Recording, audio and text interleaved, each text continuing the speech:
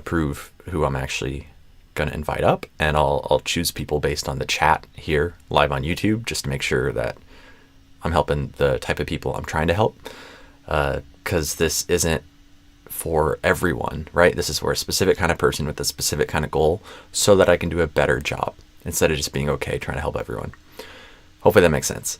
So I'll start with just a couple kind of random things. Let me make sure that this is actually streaming properly. Okay, I think this is streaming right. So I'll start with sharing a couple thoughts around accent, how to move towards an American accent as Brazilian, even if you're doing it on your own. And then as we get more people showing up here on the live, we can start transitioning to live accent coaching. Hey, Vinicius, how's it going? Good to see you here on YouTube. If you want to join, I could have you on for live accent coaching if you want. And for anyone who joins live accent coaching, the way I do it is I believe you won't have to show your face. How I've done it so far is you join me on Zoom, and so I can see your face, but I don't share it on the live here. And so on the live, people can hear you. So, you're giving permission for people to hear you on the live, or possibly in other content if I repurpose it, to hear your voice, to, hear the content of what we're talking about. But it's a little bit semi-private, since they don't have to necessarily know your face or your name, depending on what you want to share. But yeah, Vinicius, let me know if you want to join live. I can have you on here. We can... Oh, you don't have Zoom? Yeah, that's tricky. Because, I just have this set up for Zoom. So maybe either try to install Zoom, or maybe another time. Because, I don't have it set up to do via Discord or Meet. That is something I could explore in the future, but I don't want to try to figure that out live today. Discord could be interesting, because I think that's audio focused. So anyways, I'll meditate on that for future calls. But for anyone who wants to join today, it'll be through Zoom. But I can still, answer stuff through the chat here. If you have any questions, feel free to put some stuff in the chat about words or sounds or anything that's on your mind about accent, and I can try to answer that here. Or if you even want to just send me a quick audio, say on Instagram, I should be able to open Instagram here on my computer and grab the audio, and I could do a little simple accent analysis, some quick feedback based on that audio. So there's some workarounds we can do if you'd still like some help. Speaking of which, let me open Instagram on here. But so I'll keep checking in on the chat here as we have people potentially joining us in one way or the other, or asking for help one way or the other. But to share a little bit of thoughts around how to get an accent, an American accent as a Brazilian.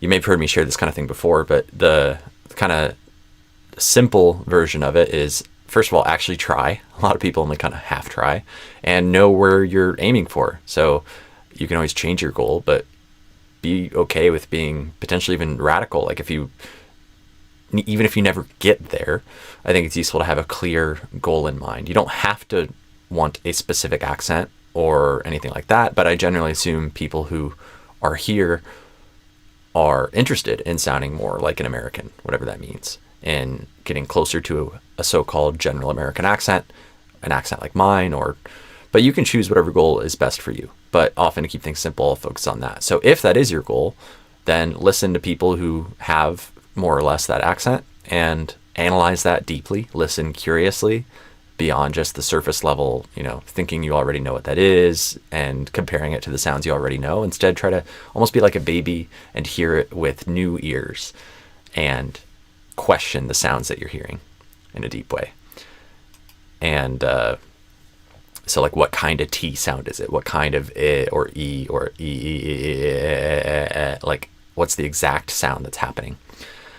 And that'll help you go deeper when you're analyzing accents as well as imitating accents. But it all starts with listening more and more deeply. And Vinicius here in the chat saying, sounds like you're going to try to use Zoom. So yeah, if you can get Zoom set up, that would be awesome. You can use it in your browser, or you can download the app for your computer, or you could even do it on a phone. And then we can get you in here and I can give you some tips.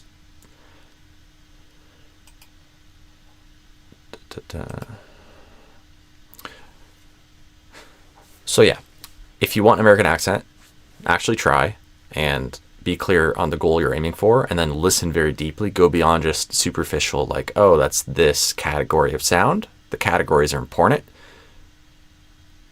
but you got to go beyond the categories you already know from Portuguese, your native language. You have to start learning new categories, new ways of dividing up vowel space and consonant space into different categories, different sounds, different ways of putting things in boxes than what you're used to. That's kind of the macro level. And then the micro level is like tuning each individual target in a very precise, refined, perfectionistic way. So like your e aberto and my dress vowel sound might be slightly different. And whatever difference is there would be potentially a meaningful part of the accent. And so it's being willing to dive deep to be sort of an accent detective about those little differences. And I'll keep popping back to check on the chat here. Oops. Why did that open in that window? Interesting. Vinicius, do you have Zoom going here? Let me go ahead and share the Zoom link.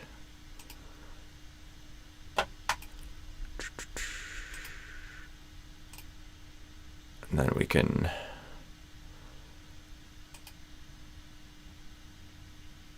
have people start requesting to join. Let me make sure I have the waiting room turned on also.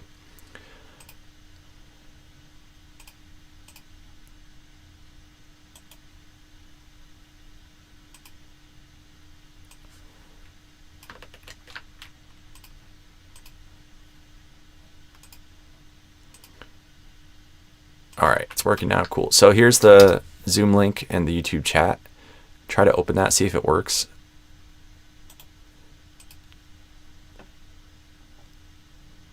Recording in progress.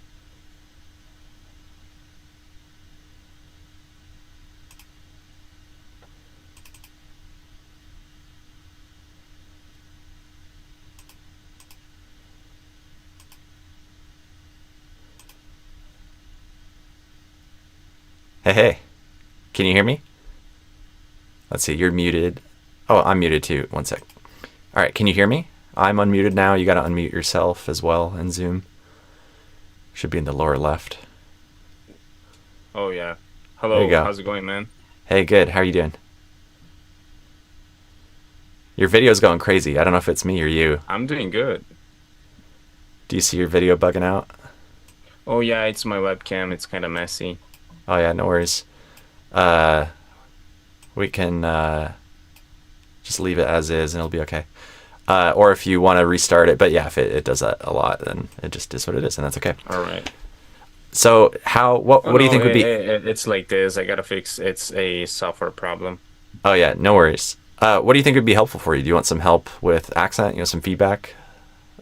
Maybe we could read either like a Wikipedia page, and I can give you feedback on it, or whatever you think would be interesting.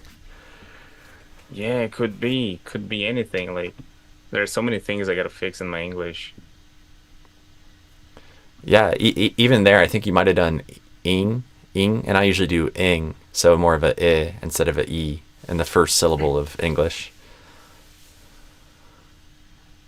It's a tiny thing, but I think I heard you do that. Yeah. Yeah, let's. Do you have a topic? I know that. I know it's in. I know the short eye, but still, like, I'm not very consistent with it. Yeah, that's normal. That's a big part of the challenge. Is it's not just about knowing; it's about doing. Right? What are the habits? How does it actually come out when we're speaking in real life?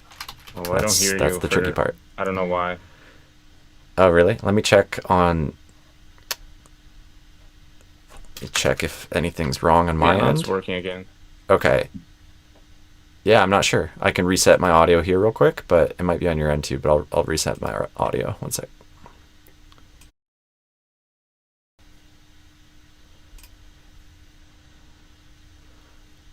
Okay, can you still hear me?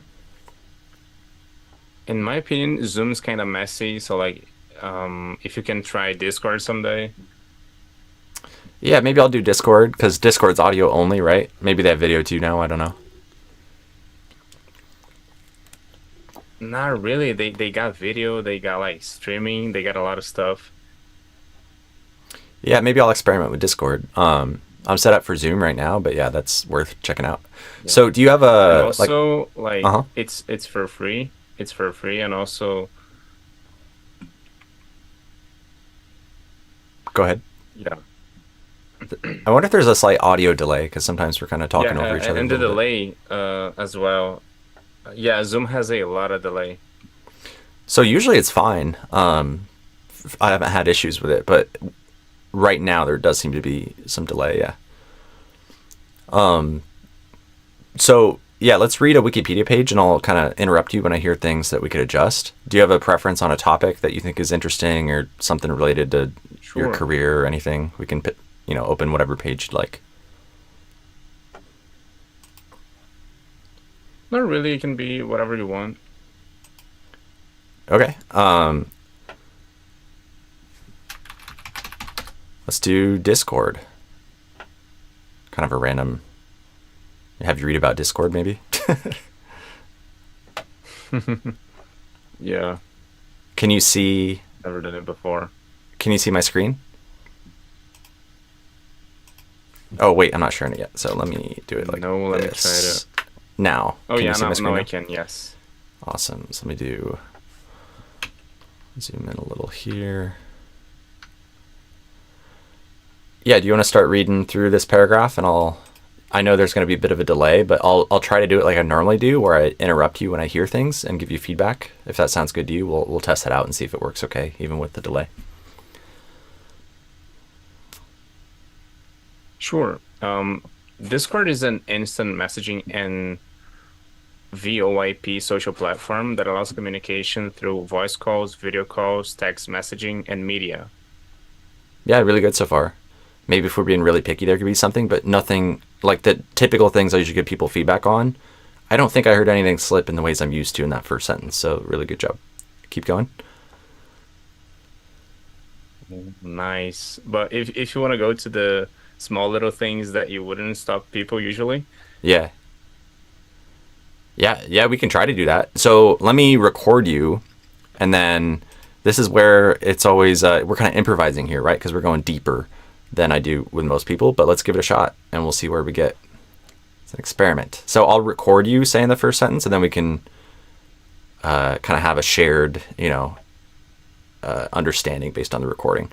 So go ahead. I'm going to mute my microphone, but go ahead and read that first sentence again, and I'll record you as you say it. sure.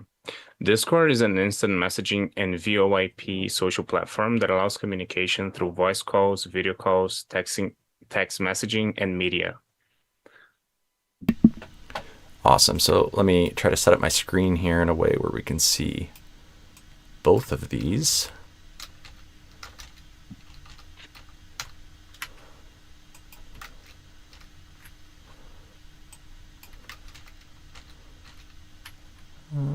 Should be an easier way to do that, but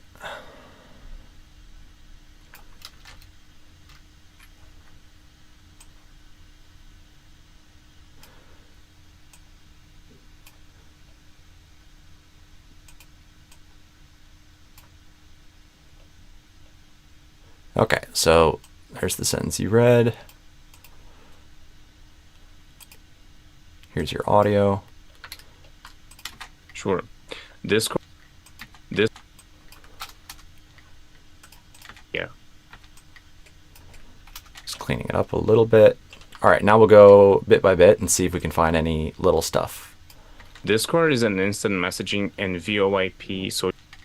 Discord is an instant messaging and VoIP social platform that allows social And if you hear anything in your own accent, feel free to, ask about it or comment on it, and we can consider it together too. Sure. But I'll see if I am noticing anything. And VoIP social platform that allows communication through voice that allows communication communicate So maybe you drop there's kind of a hidden Y sound in communication. So mu instead of moo. I think you might have dropped that Y. It's sometimes a little subtle, a little hard to know for sure whether it was there or not. And maybe natives, it might not always be super obvious too. But I think you probably dropped it in a significant way compared to what natives would do, I think. Communication. Communication. Yep. Yeah, it's almost like it has the word you in it. Like me and Yeah. you, commute, Yeah. Or yeah. communication. Yeah. You. Yeah. Yeah, depending on the vowel sound you use, communication, because it might not be a full U, you're right. I don't know if I would do a yeah, but it might be like a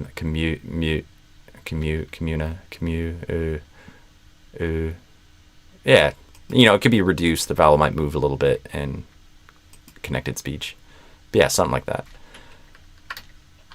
VoIP social platform that P social platform. P social. The next question I'm asking myself is, did you hit the dark L sound here in a way that was native-like? Social. Or did I it don't come out a know. little bit like I a O tried to. or something? Yeah. Yeah, I'm supposed to, but I don't know if I did. Yeah, you're But I aware know of I'm it supposed consciously, to. but then it's Yeah. like, did it come out? If we kind of, Exactly. yeah, we can try to see what we think. P social platform that P social. I'm guessing, like, my intuition Social. is like, I'm feeling like I'm hearing kind of like a lip closure thing, like your lips are kind of doing a bikini bit of a shape, like a U or a O. Yeah, exactly. Instead of saying social, I didn't social. Yes, exactly. So I think there might be a little bit of room for improvement there. It's subtle, but that's what we're trying to find. P social platform that allows communication through voice calls, video calls, that allows communication through voice calls, through. So the through, to me, sounds more Brazilian than American, based on, I think, and again, it's always a little tricky in connected speech because my mental model is not always 100% accurate for even how native speakers sound. Like, I think I know how I speak, but when we do this kind of deep analysis, sometimes I actually speak differently than I think I do. So take everything I'm saying with a grain of salt. We could always, check the evidence, compare it against actual native, like, connected speech. But I think that I usually would not do the R the way you did it. Through. Yeah. I think you did kind of And the thing. R from Portuguese, like para, like Yeah, through, but instead of thing through. about this R, the thing about this R is that I used to be very, how can I say, unconfident, like insecure about this R. But then I saw a Texan woman saying this through. I don't remember Interesting. where. Like I guess, yeah, I guess it was in throat. And then I said, wait, just a moment, you said throat, and she said, yes, I said throat. Then I said, like, ain't that kind of like some sort of an accent? And she said, no, a lot of people say that like that. Throat, three, so like, yeah, maybe it depends on the region. Yeah, it might depend I on did the notice that region and the sometimes moment. they do that. That's the tricky Yeah. part about accent, is it's kind of a moving target. There's variation. It's not always that it's this one thing and you have to do it 100% of the time, and if you don't, it's wrong. Like, it's not as simple as that. It's kind of messy. But yeah, we could think about like probabilities, tendencies. And I would bet, I could be wrong, but I would bet, like, even though you have kind of that confirmation that it can happen in native speech, I would still, like, as a coach, so to speak, tend to try to bias you towards doing that less. Because, like, I would bet if we recorded you speaking over time, that you probably do that kind of R more often than a lot of Americans do, if that makes sense. Even if you might hear it sometimes, I would bet you probably do it more often. Yeah, true. And I also practice the American THR sound, like throat, through, throughout. It's hard to me, but I'm always trying to, improve. Awesome. Let me check the vowel, the oo sound too. Communication through voice calls, through. Because, again, it's tricky when it's in connected speech. But my guess is that... let me try to simulate the sentence and see if I can kind of see how I do it. Communication through voice call. Communication through Oh, so that's supposed to be a short ooh, like through. Maybe if it gets reduced, like, that's what I'm trying to figure out. It's not necessarily a like a good type sound, book, but it might be positioned differently in vowel space, like a slightly different vowel sound than what you did. if that makes sense. Yeah, totally. Ooh, ooh, through, through, through, through. Whereas I would do through, I Through think. through communication, through voice. Communication through. And if I reduced it, maybe it would be like through, somewhere in there. And yeah, sometimes it's these little things that I would argue are part of what creates the accent. Even if it's hard to notice them consciously for most people, we might feel it subconsciously. Even these quick little, slightly different positions on vowels and things gives a slightly different feel to things. And through voice calls, video calls, texting, voice calls, video calls, text. And now the next thing I'm checking is kind of similar to social, is thinking about your dark L in the word calls that you say twice. Oh, yeah. And maybe also the vowel sound that's connected to the dark L, because the dark L kind of pulls on the vowel, like they're connected, in connected speech, sounds kind of have gravity and pull on each other, right? So I'm kind of checking your word calls the 2 times you say it. Voice calls, video calls. Yeah, and it just said the word pulls with a clear dark L, and I wouldn't do that because I have this problem. Like, I would say pulls with a weird ooh, like, instead of using the dark L. So yeah, I gotta fix it. There you go. Calls, video calls, calls. Yeah, I would do calls. Calls. Do you hear a difference? Calls. Yeah, I do. Much better. Calls. Yeah, you imitated it really well. And so sometimes I don't even need to do, potentially for other people listening, but like for you, I don't really need to explain anything because you were able to imitate it and match what I just did. Unless you want an explanation, but I think you got it. Like, you don't always have to know exactly what your tongue is doing differently. Like, if you can do it, you can do it. Yeah, I kind of understand about the tongue positioning and also about IPA, so like I'm kind of aware of the sounds. Yeah, you've already got some background structure to help you navigate it and kind of think through it and stuff, which is helpful. Yeah. Which is awesome. Yeah, but your job, bro, you're just amazing. Like, I love your content. I just discovered it and like, bro. I'm happy to be able to help. Yeah, I'm always trying to get better. I love diving deep into stuff like this. And I'm definitely not perfect. No one's perfect at this, but that's, I think, something that I hope that is helpful for you and other people, is to kind of model, like, to demonstrate curiosity. We're all being kind of accent detectives together, and anyone who acts like they've got it all figured out, exactly, they probably are more confident than they should be. Yeah, true. Video calls, text messaging, and media. Video calls, text messaging, and media. Video calls, yeah, overall, really good. There might be stuff that is beyond my current awareness to be able to do live around, like, there's this concept of posture or placement. People talk about things in different ways that is still weird to me and feels a little pseudoscience-y, but like just like the overall kind of vibe of not just any one sound, but like the overall, if you add up all the sounds together, like kind of how you're holding your mouth and lips and like the kind of the positioning, like the center of gravity of how the accent kind of lives in your mouth, if that makes sense, like forward, back, up, down, relaxed, stretched, whatever, like whatever we would describe it. But there might be, just to mention that as an area to play with, is like if you imitate native speakers and maybe even imitate like the specific voices of specific native speakers, like not that you have to change your voice, I'm not saying that, but just to explore like range and different, like the same words and in a way kind of saying the same vowels and consonants, but maybe, I don't know, holding your throat differently or having tension in your tongue a different way, or I don't know the right way to talk about it in like a kind of a rigorous way, because I think sometimes placement is kind of hand wavy and people talk about it in different ways that doesn't make sense to me, where they seemingly like are kind of saying conflicting things, but whatever makes sense to you, if you can find something useful in that. The practical thing is like if you just listen to like random people talking and try to imitate their voices, I think you can get like a feel for some interesting things. Yeah. I think placement kind of falls under the same thing as what do you want to do? Do you want to speak like a native? Okay, then come along and learn with me. And if you don't want to, it's okay. But I do think that depending on the language you want to learn, and if you want to learn as a native, I do think your voice is kind of going to change a little bit.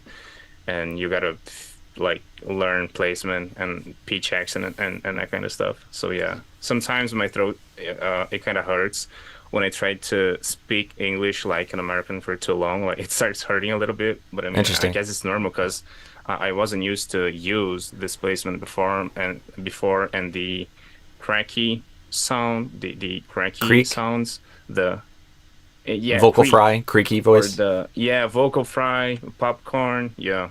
Yeah. I would argue you don't have to do any of that, most likely. You can, but like, and I'm also a little bit out of my element here. Like, I'm not like a voice expert. I also, like, my voice gets tired in English after talking for an hour or two. So I probably do some vocal things in ways that are not ideal or something.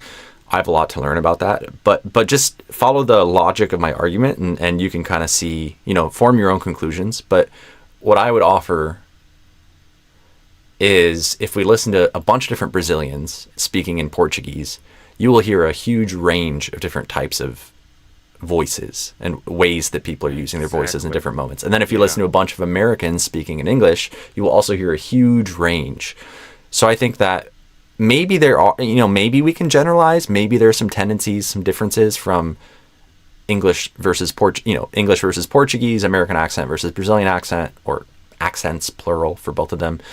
But I really think probably the differences between individuals and moments, I would think, is probably bigger than the differences between the accents themselves, and would probably be like an overlap. Like, if anything someone says about, oh, to sound more American you need this placement or this kind of voice, I would bet that we could find Brazilians who use that same placement or voice in Portuguese.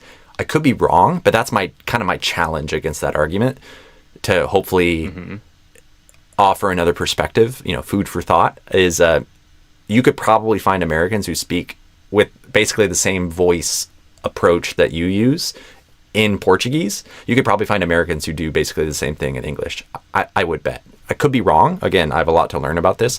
What do you think of that? Does that logic make sense? Do you have any thoughts to challenge it, or?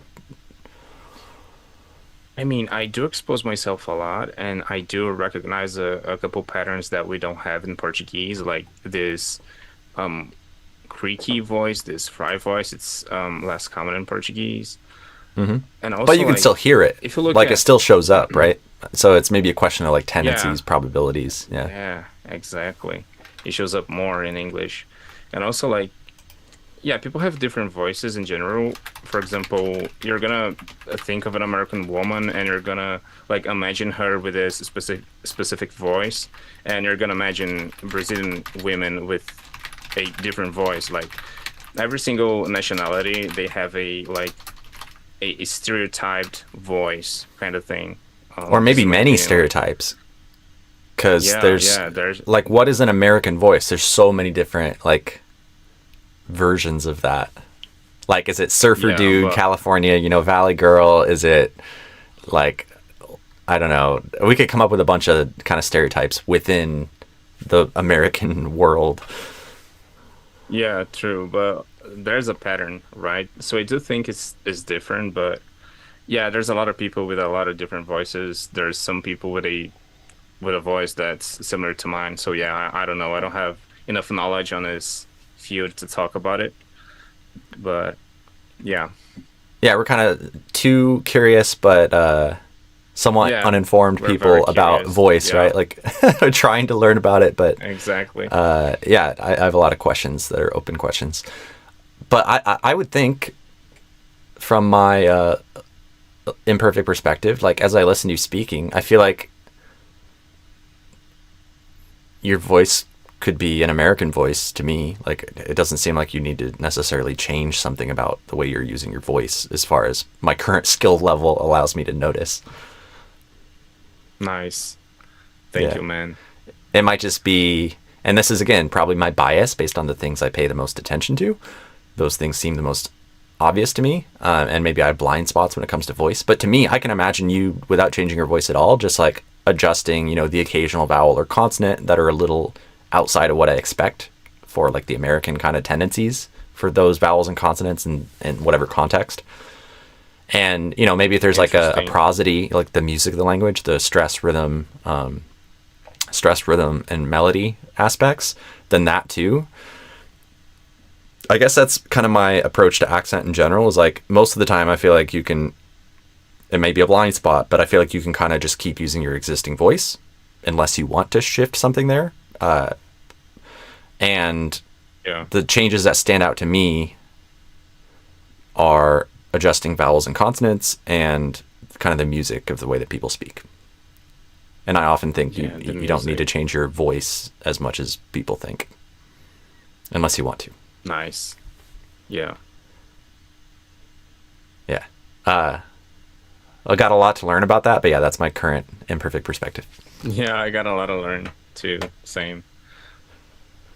Cool. Do you want to keep going on the Wikipedia page, and I can tell you if anything else jumps out as far as kind of the more standard way I approach this? We did kind of a deep dive on that one sentence, and then maybe we can have you Yeah, read through sure. this paragraph or two paragraphs or so, and I'll see what jumps out. Yeah, whatever you think's better, to be honest. Yeah, let's do that, and then I should be able to find some more stuff. All right. Communication can be private or virtual communities called servers. Just to point out, you dropped the Server is word in, so instead of or virtual, you just skipped the word in for accuracy to the text. Or in virtual, yeah. Or in Yep. virtual communities. And also, you can called connect those more smoothly. This is kind of an optional thing, but instead of or in with like a glottal stop, or in, you can do or in, or in. Or in nice. Yep. So awesome. Or in virtual communities called servers. A server is a collection of persistent chat rooms and voice channels accessed by invitation links. Discord runs on Windows, Mac OS, Android, iOS, iPad, iPadOS, Linux, and in web browsers. Yeah, keep going. As of 2024, Discord has about 150 million monthly active users So and million, 19 million, we can adjust that. Yeah. Instead of me, do me, and then potentially the ly combo we could adjust. Arguably, some of this stuff is optional, depends on accent and stuff, but like the way I say it is instead of million, I do million. So it's almost like I'm saying the Yeah, word mill and then yin, like yin and yang, yin, million. Yeah, by the way, I saw you talking to this guy, your Yeah. follower here, and yeah, he did the exact same thing with Was it a reel million about and billion? billion. Exactly. Yeah, billion. Yep. Yeah, billion, million. Yes. Yep. I want to be a billionaire. Then I went Nice. to listen the Bruno Mars song, and yeah, he's saying billionaire. I want to be a billionaire. Mm-hmm. So freaking bad. Yes. That's awesome. And then also 150. This is a thing natives vary on too, but both for saying years like 2024 and for saying numbers like 150. Some people say the word and, some people don't. I've heard the advice that you can drop the and. I don't know, what's considered most correct, but I personally don't say the word and. I used to, but I ended up dropping it. And you could argue it's one less word to say, so it's a little more efficient. So instead of 150, you could just say 150. Yeah, it's better. And to be honest, I don't feel that secure about numbers. Like, I'm not that good with numbers. 150 million monthly active users and 19 million weekly active servers. It is primarily used by gamers, but a share of users interested in other topics. Instead of you got to hear the th in there, ideally. Oh, so I can say but a share. No, I think that's what you did say, but I was saying instead of that, Ooh. let's try to get the th. But the share of users interested in other topics is growing. As of March 2024, Discord is the 30th most visited website in the world. And 22.9 world. I think your R kind of bled into the L a little bit, and I think you kind of did world or like we didn't get quite the dark L target. I think your R kind of entered into the dark L a little bit, and so instead of Earl, I heard you do kind of Earl or something like that. So we want to hear and then Earl, world. World. That's closer, yeah. And the Were. classic tip that helps a lot of people is pretend it's were, like past tense. They were gonna do this, were, and then the word old, like an older person. Old Old. world. Were And old. I guess I Were saw old. that too in your Instagram. I just forgot about it. Yeah, But and I saw it's you it doesn't talking solve about it everything now. because you still have to know how to do the R in the dark L in an American like way, but it gives you a structure to help kind of break the word into pieces. Yeah, world, world, world. Is it Yeah, and better? then that's better. And then I think maybe your dark L is coming out a little bit with like a bikinu slash a kind of vowel like O sound instead of a lips neutral and tongue pulling back. O, World, O, world, old. world, world, world. Yeah, I gotta work on it. Thank you. Yeah, you're welcome. And maybe And practice R plus dark L as a combo because you can then practice a bunch of related words. So if you learn ol, Earl, and you learn to hit that consistently and clearly, now you can say the name Earl and you can say a bunch of other words girl, squirrel, world, curl, pearl, etc. all right, thank you. You're welcome. Squirrel, girl, girl, squirrel, world. Okay, it's difficult. Yeah, I gotta work on it. And 22.98% of it is traffic. And 22.98% of its traffic comes from the United States. In March 2022, Discord employed 600 people globally.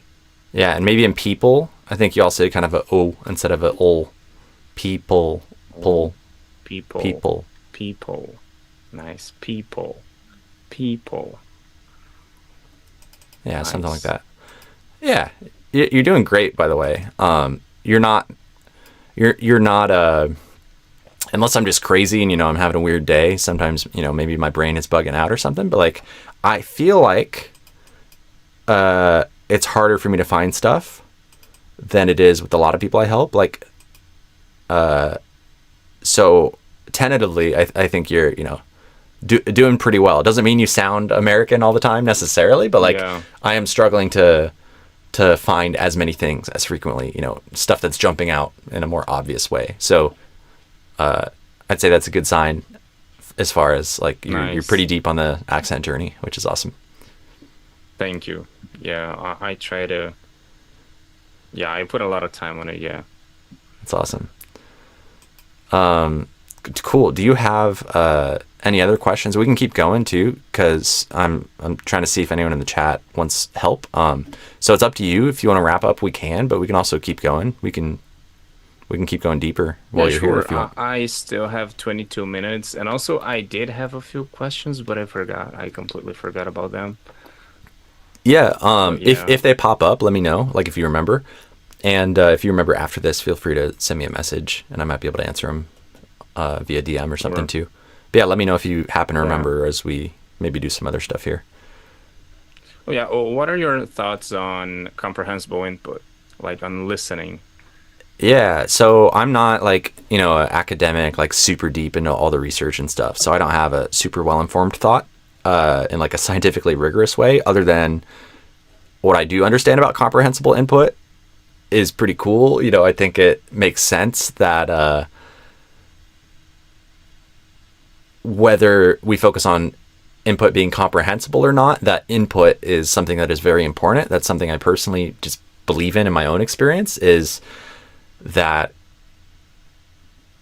even if you weren't able to interact with native speakers, if all you do is listen to tons of the spoken language, your brain will start to figure out some patterns if you're dedicated enough and you actually like keep listening and have some level of not just passively listening in the background. I think that's great, but like also like actively kind of interrogating, trying to understand, playing mini games in your head and comparing sounds, comparing words over time. I think that input is like kind of the foundation for everything else in my personal limited biased view. And as far as whether it needs to be comprehensible or not, it makes sense that there's like intuitively for me that there's this kind of edge of what we're able to notice that keeps moving further and further out over time, where it's like at first when we listen to a language we don't know, it's just kind of random sounds and we don't know where one word starts, one word ends. We don't know, we're not really familiar with it. But over time, as we get more familiar, we start noticing more patterns, and maybe that's supplemented, especially as adults, by like studying things, memorizing like, oh, this sequence of sounds means horse or whatever. And we kind of have these like cheat codes, and now we can like listen for that sequence of sounds and find it in the stream of sounds. But even if we don't have that, I think if you're dedicated enough, just by listening and ideally being able to like see and dissociate things over time too, your brain can probably start to figure out some interesting patterns. Like, oh, every time X happens, I hear this sequence of sounds, so it must be related. And so you start to get these kind of islands in the ocean that are appearing over time. And it's like you start to recognize every minute, you might recognize one word eventually. And then eventually you recognize 2 words per minute. And like it starts to add up. And over time, it's almost like it crystallizes. And as you get deeper into the language, you start recognizing more and more and more things, and arguably understanding more and more things as well. And like, even if there's a sentence where there's a word or two you don't understand, at some point you're understanding some of the sentences. You've heard all of the words in the sentence before, even that specific combination of words together. Like thank you could be a full sentence. And like at some point it's like, oh, I've heard that a million times. I don't have to analyze it. I just like, I understand it kind of like into this consciously kind of memorized way, / also through the raw exposure I've had to hearing people say that many, many times in different situations. Somehow it eventually kind of becomes part of you. Does that make sense? Like my rough, exactly. Personal understanding of it? Yeah, that makes sense. I agree with you. For me, it's also like the foundation of language acquisition. It is by listening, by comprehensible input, basically. And I agree with you. I like to think that input that isn't comprehensible, that is like at the edge, that is like pushing our limits, is also valuable, if that makes sense. I'm not sure how that's handled in like the kind of the scientific, research around that stuff. But I think that concept is of like stretching our abilities and kind of going into the unknown. I personally have spent so many hours listening to things. I mean, we kind of do this all the time when we listen to languages we're learning. There's a lot of stuff as we listen that we don't understand, and sometimes we don't even realize how much of it there is. But I think that is still potentially useful, depending on how we engage with it. At a minimum, we're at least getting some exposure to it, and like over time, even if it's kind of subconscious, like some amount of exposure and familiarity to it. But also as we're like increasingly shining our attention, the spotlight of our attention consciously on these things, we can start to interact with them in a different way. Something I did yesterday on a little live that I like doing, I don't know if you ever tried it, is to write your own subtitles. Yes, and by the way, I do that with my students too. Like nice. this is something that I expose them to. They That's listen awesome. something like a video or movie or anything from a native, and they just write it down. And if they can't, I do it for them. And the good thing is that I cannot go back less than 5 seconds, so we keep repeating the same thing over and over and over and over again. So it's very repetitive for them. So even if they didn't know something, they didn't know how something was supposed to sound, they now are going to be exposed to it several times. So and you could go back less than 5 seconds. That's just a technology limitation, like if you're on YouTube or whatever. But you could adjust the tech to allow yourself to go back smaller amounts. But you're right, there is potentially a benefit to hearing this 5-second chunk over and over. Yeah, and I saw this too yesterday. You were using to do your own subtitles, and I already saved it because Awesome. I'm gonna learn how to use it. Like, bro, you just have so many stuff to generate value to people. You can teach people so many stuff. Like, thank you for being out here and helping people out. That's awesome. Yeah, happy to help. That's what doing this for 20 years does, I guess, is just a bunch of random things that have helped me, and some of them will help other people too. Nice. And my last question is, why Brazil? What happened? If you don't mind, of course. Yeah, I could respond in Portuguese too, since it's relevant. É meio aleatório, mas começou porque quando eu tinha, nem sei quantos anos exatamente, mas entre 10 e 14 anos, eu jogava muito futebol, e me apaixonei pelo time brasileiro, seleção nacional, internacional, não sei como é que fala, mas a Copa do Mundo, daquela época de Ronaldinho Gaúcho, Roberto Carlos, todos eles. E comecei a ficar obcecado por esse time. E Legal. mesmo sem internet acho que é a internet, não é? Isso, mesmo sem internet boa, ou sem uma, a gente usaria uma nesse contexto. Mesmo sem ter uma internet boa, mesmo sem uma internet boa. Boa, isso, então. Mesmo sem uma internet boa, eu usava o que eu tinha ao meu alcance, né? Então eu gravava uns jogos no VHS e acho que estava em espanhol na época do jeito que... Mas enfim, eu só queria entrar no mundo deles do jeito que eu tinha.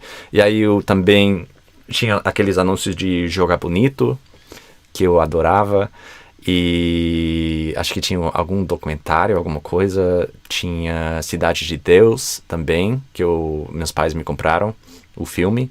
E também o álbum Carolina, do Seu Jorge. Então foi uma mistura dessas coisas, as coisas que eu tinha acesso. E eu fiquei assistindo que nem doido. Quase imaginando que eu era um bebê brasileiro.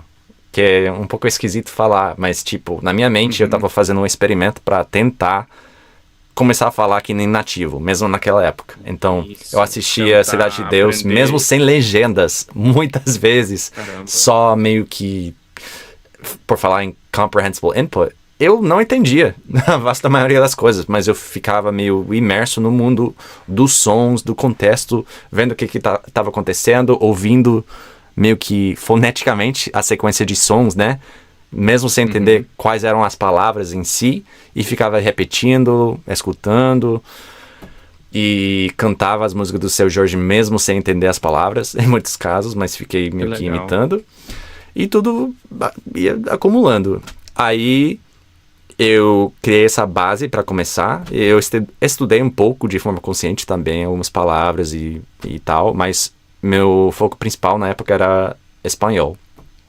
E então, meio que pausei o português e foquei no espanhol pelos próximos, sei lá, 6 anos, algo assim, até chegar na universidade.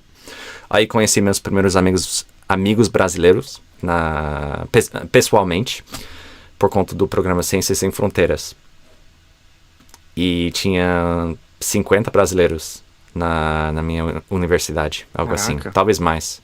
E eu conheci muitos deles, se não todos, talvez, e alguns deles mais do que outros, mas sempre estava jantando com eles, almoçando com eles, às vezes bebendo, dançando, saindo, o que for, e sempre queria impressionar eles, sabe? Aprendia alguma palavra, alguma frase, alguma gíria, treinava sotaque, qualquer coisa. Eu sempre queria voltar o próximo dia com um português melhor. E geralmente eu tava na mesa com 8 brasileiros e só eu, tipo, aí na quina, tentando entender, sem entender muito, só sorrindo e quase um bebê aí, sorrindo só no grupo, sabe? Sem entender muito. Sim. Mas tudo foi acumulando. Então eu já tinha essa base. Começou pelo amor pelo futebol brasileiro e foi amplificado por meus amigos do programa Ciências Sem Fronteiras e também meus amigos fora desse programa depois, quando me formei e comecei a morar em Seattle. Tinha muitos amigos brasileiros também, alguns eram au pairs, visitando, trabalhando aqui nos Estados Unidos e tal. Muitos ficaram. E na hora de largar minha carreira de engenharia, a carreira tradicional, para criar minha própria empresa, eu escolhi ajudar brasileiros. Eu poderia ter escolhido ajudar pessoas que falam espanhol também, porque falo espanhol muito bem também. Mas eu achei mais interessante, na época, escolher ajudar brasileiros, porque queria algo bem específico, ao invés de tentar ajudar todo mundo com tudo. Queria algo bem nichado, bem específico. e queria matar 2 coelhos de uma cajadada só, fazendo algo que eu já estava querendo melhorar, com pessoas que eu já sabia que eu gostava, né, da cultura, do tipo de pessoa. E foi isso. E também por ser um país, ao invés de Latinoamérica que tem, sei lá, 20, sei lá quantos países diferentes. O Brasil é enorme e eu vi uma oportunidade interessante em termos de negócios também. Que legal, Então, foi uma interessante. resposta longa, mas faz sentido? Faz muito sentido. Eu acho que todo mundo que aprende assim uma língua a um nível muito profundo, que tem essa curiosidade, esse interesse, de alguma forma é obcecado pela cultura, né? Em algum ponto. Eu acho que sim. Pode ter exceções, mas pra mim, pelo menos, geralmente eu sou puxado pelo idioma, pelas pessoas que eu conheci. Eu Uhum. jogo futebol com algum japonês, aí do nada eu tô aprendendo um pouco de japonês, porque quero entrar no mundo daquela pessoa. Então, geralmente é através dos relacionamentos, de alguma forma, com seres humanos reais. Que eu, no caso de futebol brasileiro, foi meio artificial essa imersão, né? Imersão. Imersão. Não tinha amigos brasileiros nos primeiros anos, mas mesmo assim, eu queria entrar nesse mundo. E foi através das pessoas reais que jogavam futebol que eu tinha esse interesse. Interesse. Interesse. Sim. Boa, obrigado. Isso, interesse. Yes. Uma coisa sobre o input compreensível, né? Aham.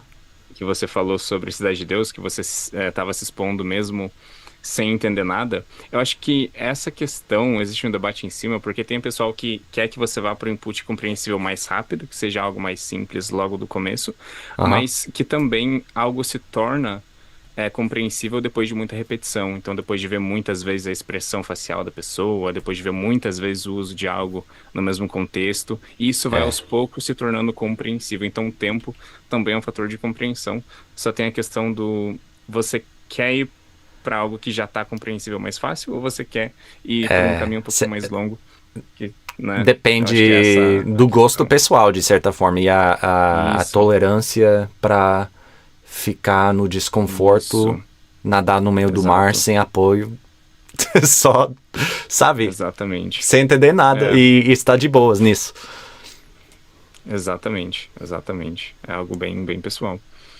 Mas eu posso começar, a gente pode continuar com a leitura, se ainda tiver tempo. Pode ser. Deixa eu só. Quem estiver assistindo aqui no YouTube, se quiser participar também, você pode ser o próximo aqui. Se quiser ajuda com sotaque em inglês, só falar aqui no chat, no YouTube. E eu posso convidar você para entrar aqui no Zoom. Você não tem que aparecer com, sabe, mostrar a cara aqui para as pessoas do live, mas eu posso te ver no Zoom se quiser. E é isso. Então, comenta aqui no chat se você quer participar também. Mas sim, Vinícius, a gente pode seguir sim. We can speak in English again, or Portuguese, whatever you feel like. But yeah, if you want to keep reading. Yeah, let's go. Sure. Discord was conceived by Jason Citron, who founded OpenFaint, a social gaming platform for mobile games, and Stanislav Vishnevsky, I don't know. Yeah, how to say that. Vishnevsky maybe? I don't know either. Vishnevsky, yeah, who founded Guildward. How to say Guildward? Guildward. I would say guild. That's okay. It's just a word you don't know. Guild. Kind of like build. Guildward. Oh, Guildward. Another social gaming platform. And it might be Citron, if I was guessing, but I'm not sure. Oh, Citron. Interesting. Citron sold OpenFaint. I think it's faint. OpenFaint to Gree in 2011 for.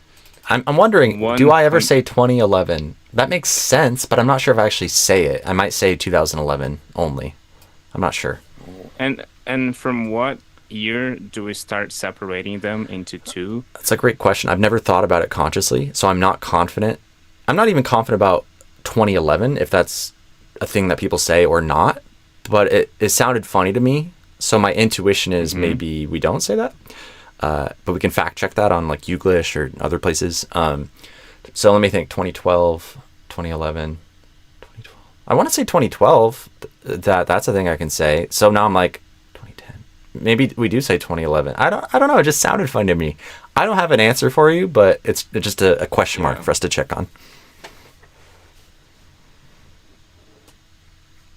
I feel like I would say 2011 for whatever reason in this case. I'm not sure why. It's weird. Okay, let's go. It is. And I might be wrong. I might be overcorrecting, but that's my tentative feedback, my initial impression. Yeah, if it sounds weird to you, then there's a reason for it. There's probably a reason. 2011 or in 2011. Mm-hmm. Did you add a TH at the end? In 2011? Yes, yes. In the last time, yes. Oh yeah, I would not add a th. I would just say 2011. Oh, okay. In 2011 for 104 or 104. Yeah, $104 million. $1 million, which you use to found hammer and chisel. I don't know how to pronounce that. Yeah, chisel. Chisel. Chisel. A game instead of development studio. Oh, chisel.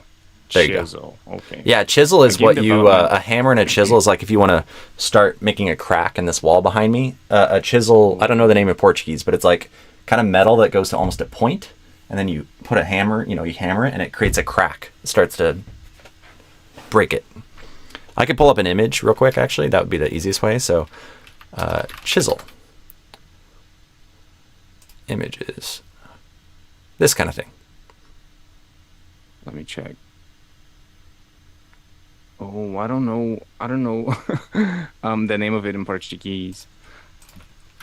I don't either, and we don't need to know, but I just out of curiosity, because I say chisel as a metaphor sometimes for working on accent. So maybe outra pessoa aqui nos comentários está dizendo, eu sei o que é em inglês, mas também não sei o nome em português. Então você não está sozinho. Yeah. Nice. But maybe, let's see, where am I looking at? Será?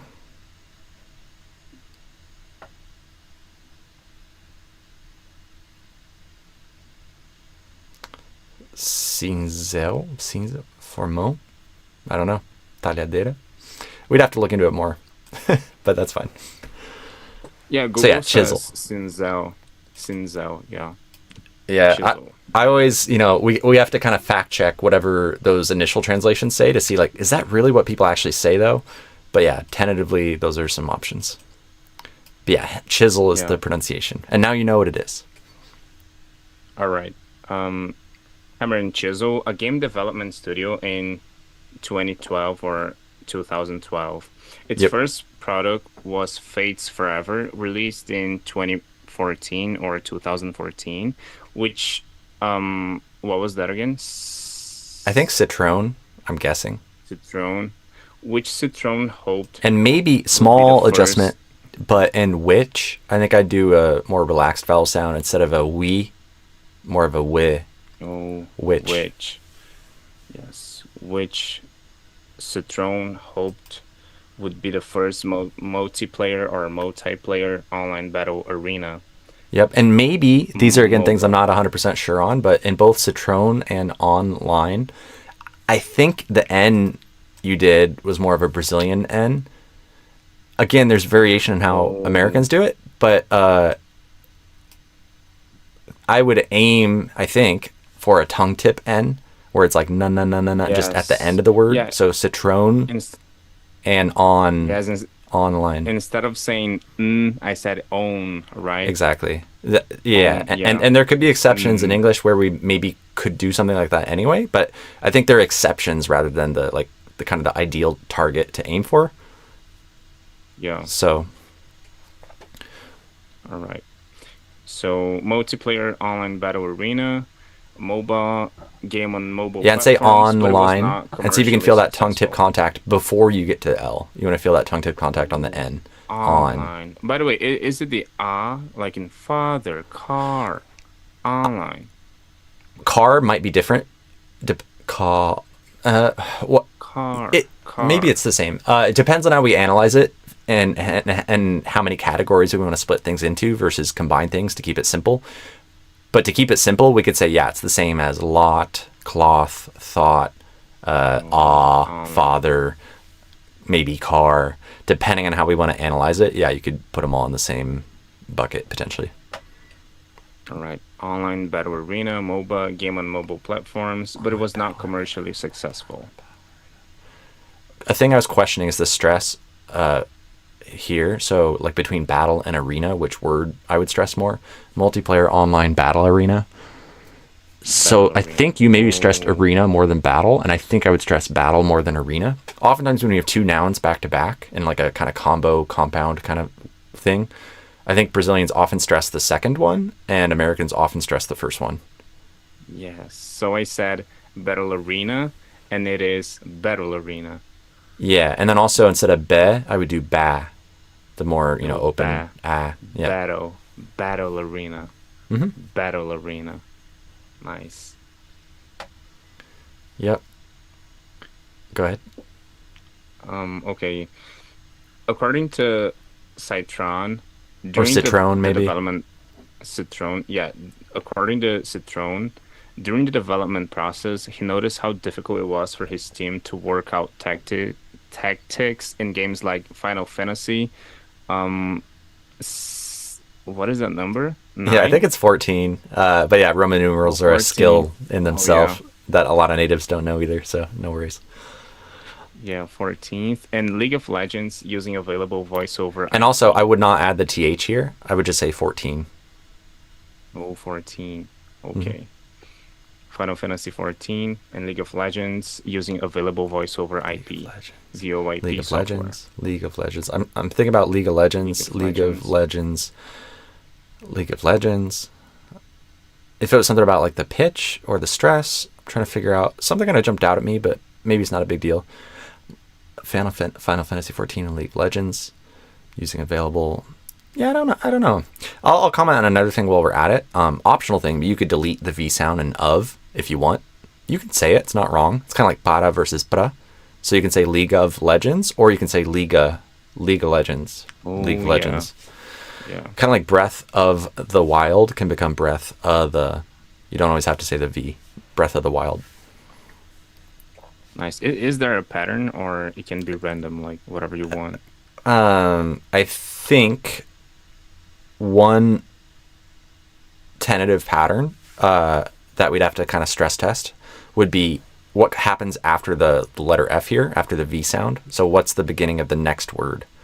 Does it start with a consonant or a vowel? And we might have to modify that because maybe it depends on the type of consonant. But if it starts with a vowel, I think you need to keep the V probably, because then you're going to smoothly connect the V to the vowel sound. So like first of all, I don't go first of all, I go first of all. I need the V to kind of transition to the next vowel to separate it. But if it's a consonant like a L in Legends, or what was another example? But yeah, of before any word that starts with a consonant, or at least most consonants, I Yeah, think you often I'd have the say option to delete the V sound. I'd say the only connectable, I don't say, or linkable consonants to that sound would be the W or the Y, like W and Y, maybe only those, like of work or of view, of view, of work, maybe, I don't know. Yeah, you could do the V sound. Are you thinking that those would maybe be exceptions for consonants, that they would behave Yeah, differently? exactly. The two exceptions for consonants where we're Yeah, not, but so if or we we, are and that's gonna where we link can kind of them. stress test it, because at least for a Y, like let's say your as a word that starts with Y, so your, so like one of your things, one of your blah blah blah, whatever. It could be one of your with a V, or it could be one of your. So I could do it both ways, with the V or without the V. Both are valid. And with the W, we could use my name Will. So one of Will's favorite things, one of Will's. I could do it either way, V or no V. One of Ryan's, I'm testing R. We could test L. One of Lee's. I think that works too. So maybe it's all consonants. I just know sometimes there are some consonants that behave differently for certain transitions. But maybe this one, maybe it's all consonants. I don't know. I'd have to think about it more exhaustively. Yeah, But does that but make you're sense? right, yeah. The rough idea of vowel versus consonant as far as Yeah, yeah. whether it you're makes allowed to sense. drop the V. Yeah, usually the V is not gonna appear when it's not linkable, and when it's a vowel, it's gonna appear more often. Yeah, What do you mean by linkable? Because you could argue but these are all linkable, linkable, I depending on how mean you're like defining things. yeah, I mean when the V is gonna link with the next sound. Got So it. when But it's even a consonant, when you can link it to a consonant. That's why I was challenging that. oh, okay, okay, I got it. Depending on how we Yeah, define, linking. I was thinking the only two exceptions would be the y for you, for example, or like the w in work, but then you said you can also link it with the R sound, like of Ryan. Hmm. Yeah, yeah, I got it. Yeah. So yeah, tentatively, if there's a vowel after the V sound in of, you need to keep the V if you're, smoothly. Yeah, maybe there's no exception. I'm not sure. But we'll say for now, you need to keep the V if there's a vowel after it. If you're connecting it into a consonant, then you have the option to drop the V. But you can still keep it if you want for Nice. clarity. It's just, it can often be dropped. It's almost like the All right, consonant takes over the V, is one way to think of it. got it.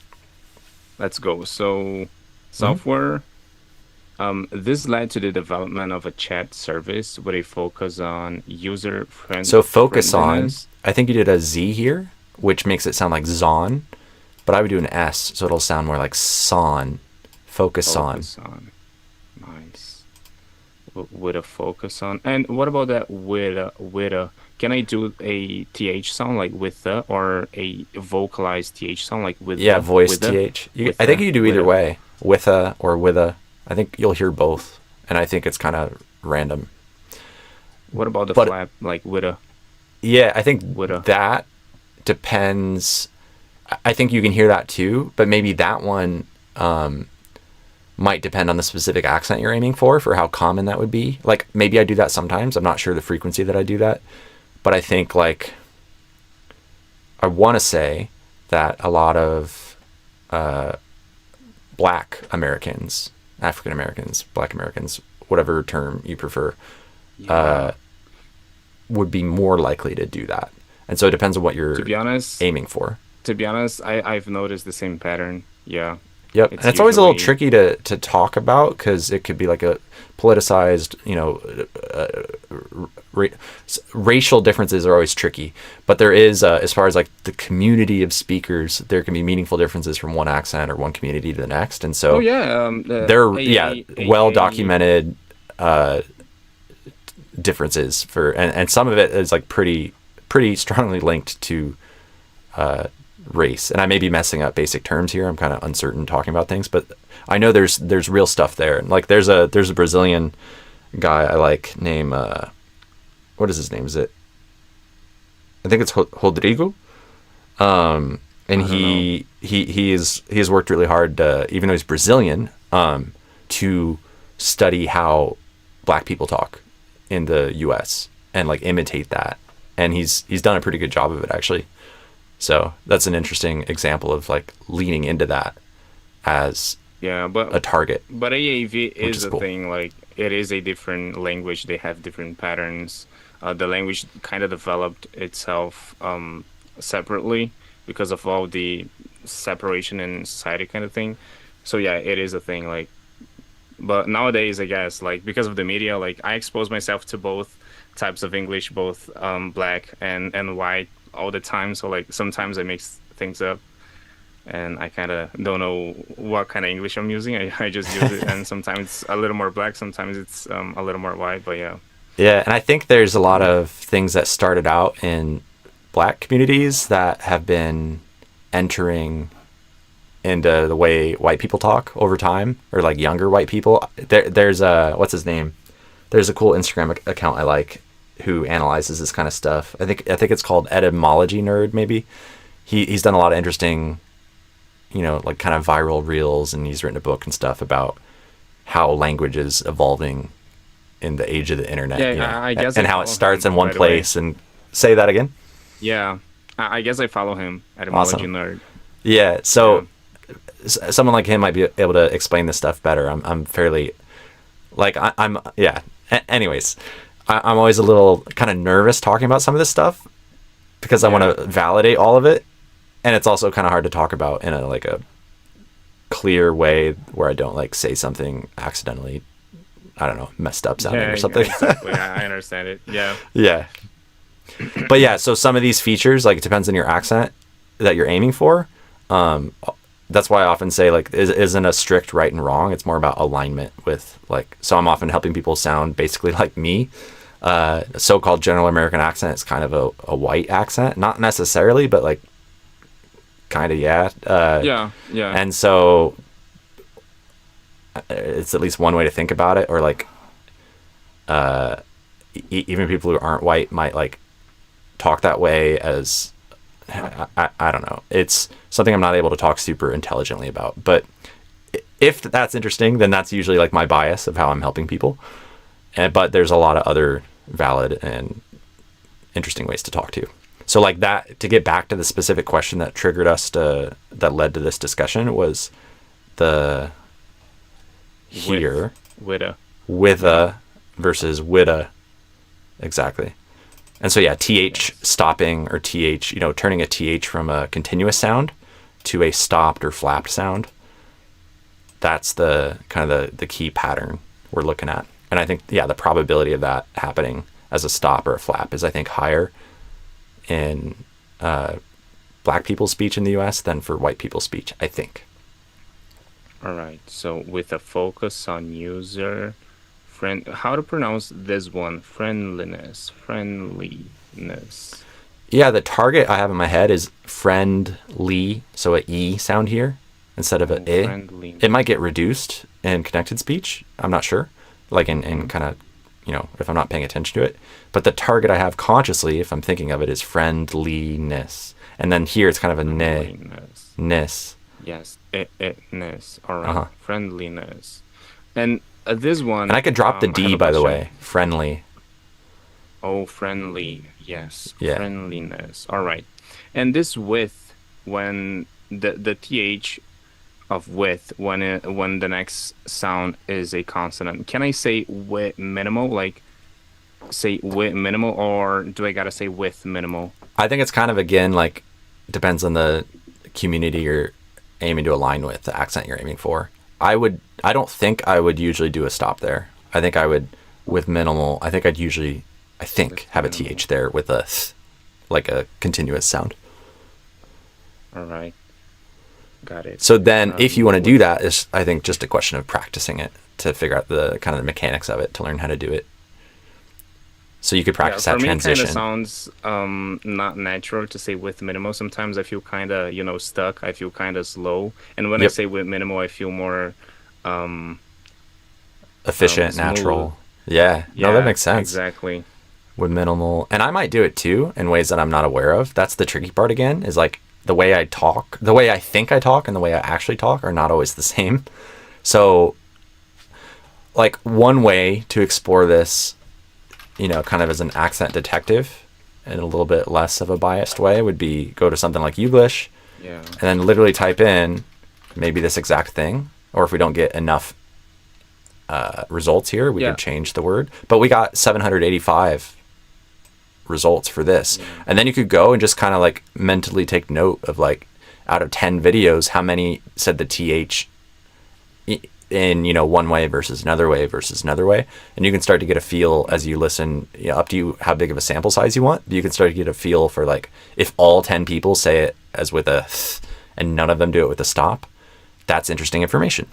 And if half of them do it with a stop, or even if even one of them does it with a stop, or, you know, whatever it is, it's just you can kind of go direct to the source in a way and just kind of see for Yeah. yourself what variation you're noticing. And maybe there's a Yeah, bias true. in what videos show up and like what kind of communities they represent, but still it gives you like a way to not have to depend Yeah, on my one beliefs.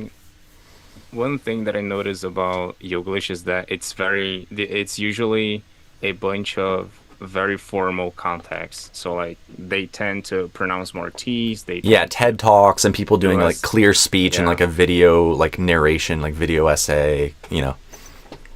There's a yeah, bias there for, yeah, the type of speech. That is very true. But you yeah, can still find,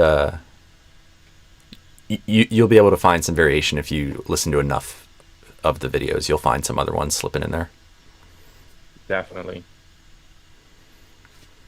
Also, you had said, Um, just time check. Did you have another thing? Are we running late? I forgot to double check on that. Because earlier you said, I think you had 22 minutes, and I feel like we might be way past that. I kind of lost track of time. oh yeah, I can just keep going, but if you gotta go, then I'm it's okay, okay. actually. And I'll just put in the chat again. Anyone else want to join? all Because if right, someone else does want to join, I want to give them a chance too. But I'm happy to keep helping you. That's why I'm here. Anyone else want to join? thank you so much. Yeah, you're welcome. And my goal is to keep doing this. Maybe do it more regularly. Maybe every Wednesday or something. I'm not sure yet. And then hopefully we can get kind of Now I'm grow the number of noticing people here over time. the dark hell sounds a little more than I used to. So like you said, Awesome. ghoul, and I noticed the dark hell. Like now it's gonna be very, how can I say that, vivid in my mind Yeah, no all the dobra time. Like jizve. the dark It's hell, gonna the be like darker. Yeah, highlighted exactly. as you Yeah, listen. yeah. That is the thing about having a teacher or having someone that's gonna help you and is gonna, even though you know something, like I already knew the dark hell sound, but now that someone told me, I have a problem with the sound. Now I'm noticing it way more, and that's awesome. Awesome, exactly. And yeah, as always, I think I probably said this plenty in this live, but I like to always kind of emphasize, even if I say it too much, I'd rather do that than too little. You can still do whatever you want, but if you want to sound American and if you want to get that kind of American accent specifically, now you have, better awareness, better tools to do it. But at the end of the day, you can Yeah, speak however you prefer. It's not necessarily better wrong. better So if at some point you're like, tools. good enough, it's chill. Like any obsession is like, it's up to you how deep you want to go. It's not required. Yeah, But it can be really satisfying if you're like me and, enjoy solving the puzzle of trying to sound like a native and resonate with that for whatever reason. it's just something that I cannot change because like every time I speak or I talk to a native speaker, I get very nervous. My level, I'd say, it goes a little bit down because like if I'm talking to a non-native who thinks I'm native, I'm like, okay, and I feel very confident. But when I'm talking to a native, I'm like, damn, I'm making so many mistakes. So like, I cannot get it out of me. I cannot change it. I'm always uncomfortable. So I'm Have you, always trying to, are you in Brazil? Or are you in the US? Have you lived in the US or anywhere else? I'm in Brazil, and by the way, Because I think that affects things too. yeah, I'm in Curitiba, to be Nice. honest. But I do talk to a lot of people from the US on Discord. And by the way, Amazing. Discord Okay, is that's good. amazing. They have a lot of communities, yeah, a lot of language servers. That's awesome. I think that's probably because a lot of my early language learning was like, I started like 20 years ago. So I was using things that some of them aren't even around anymore, right? And now there's other tools that, like my advice could be updated Yeah. to what are the modern platforms and like ways to meet native speakers. And yeah, Discord is probably a big one. So that's good to hear. And I don't use Discord much. So I think that's an interesting area for me to explore and just see what's out there. Yeah, they definitely have a lot of nice servers where people are trying to learn the language, and servers that are like more for American people only. Exactly. Those are All the ones kinds I of love. servers. Like, Like yeah, usually I would do a little bit in places where it was like intentionally for language exchange, and actually I did a lot. But like I also really love just going to where native speakers already were hanging out and just just entering there, yeah, and then they're talking about whatever other thing it is, and we don't just have to talk about the language all the time. Like we could talk about some random yeah. hobby They or talk about topic. dozens of stuff. You can find amazing people, but I mean, it's the internet, so you're gonna find a lot of trolls, a lot of people saying a Of lot of course. BS. Yeah, a lot of, Yeah, you got to be careful. yeah, exactly.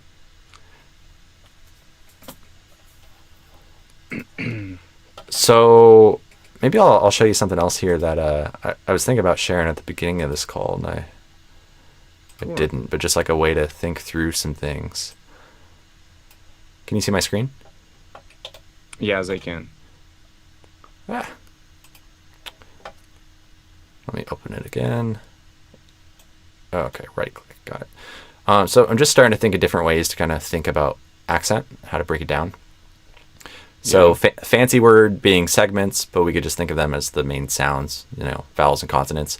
This would be one way to map out the main ones. You could debate this. You could have more or less.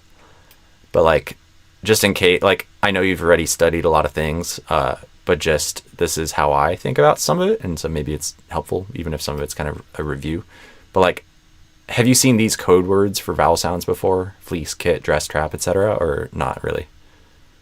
No, not really. I've seen a lot of examples, but not specifically with those words. Because yeah, these are classic. They're called lexical sets. I think you will get value out of that. I teach it to a lot of my clients. You don't have to know it, but I think what I've learned about you, I think you will get value out of it. It's another way beyond just IPA to think about how to categorize vowel sounds. And so part of the cool part is that it's almost like a variable, and then you could like use IPA to, let me try to explain this better.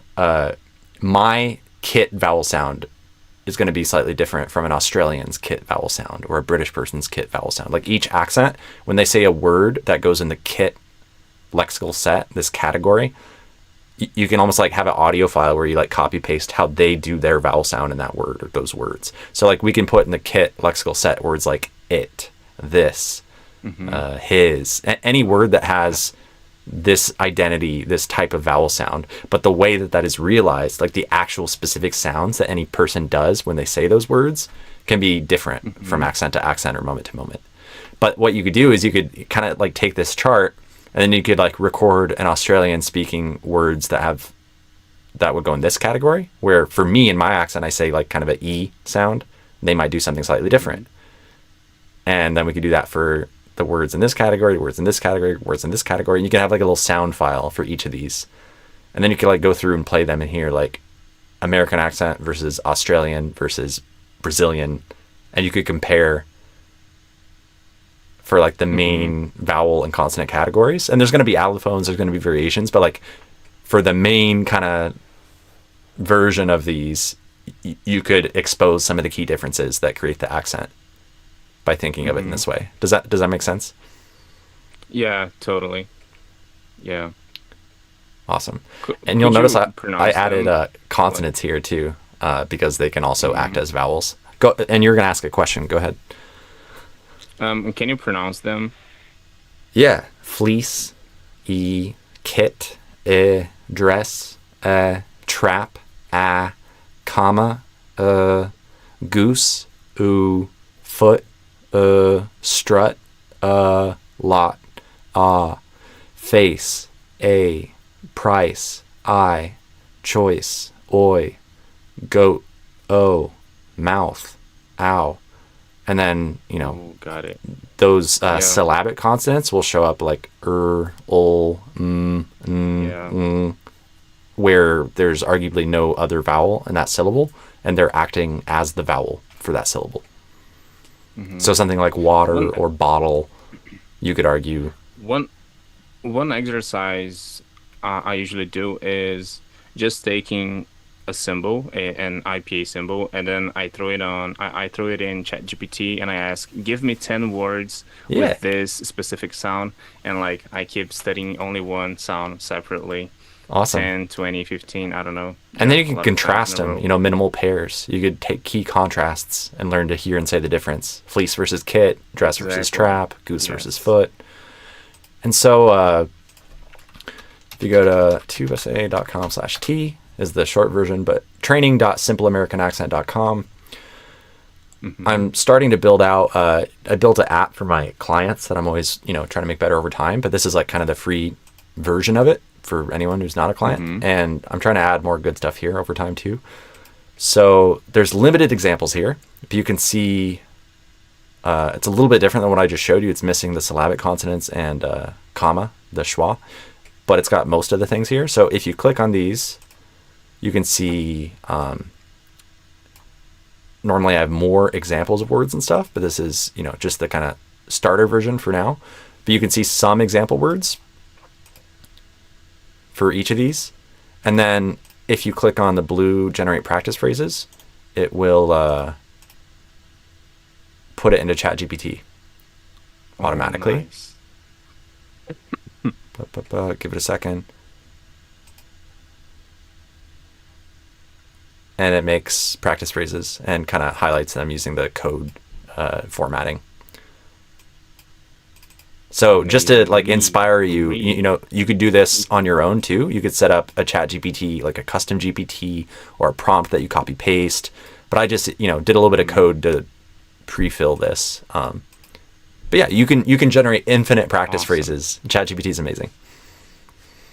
Yeah, it is. And for us, like, you started learning Portuguese or Spanish when there was no AI around. And like the Exactly. difference it makes, it's just huge. It's huge. I can't even think of me studying English anymore without AI. Like, I know everyone loves would it. be, Well, not everyone it loves would AI. Some be, people hate it, but it's amazing if you use it well.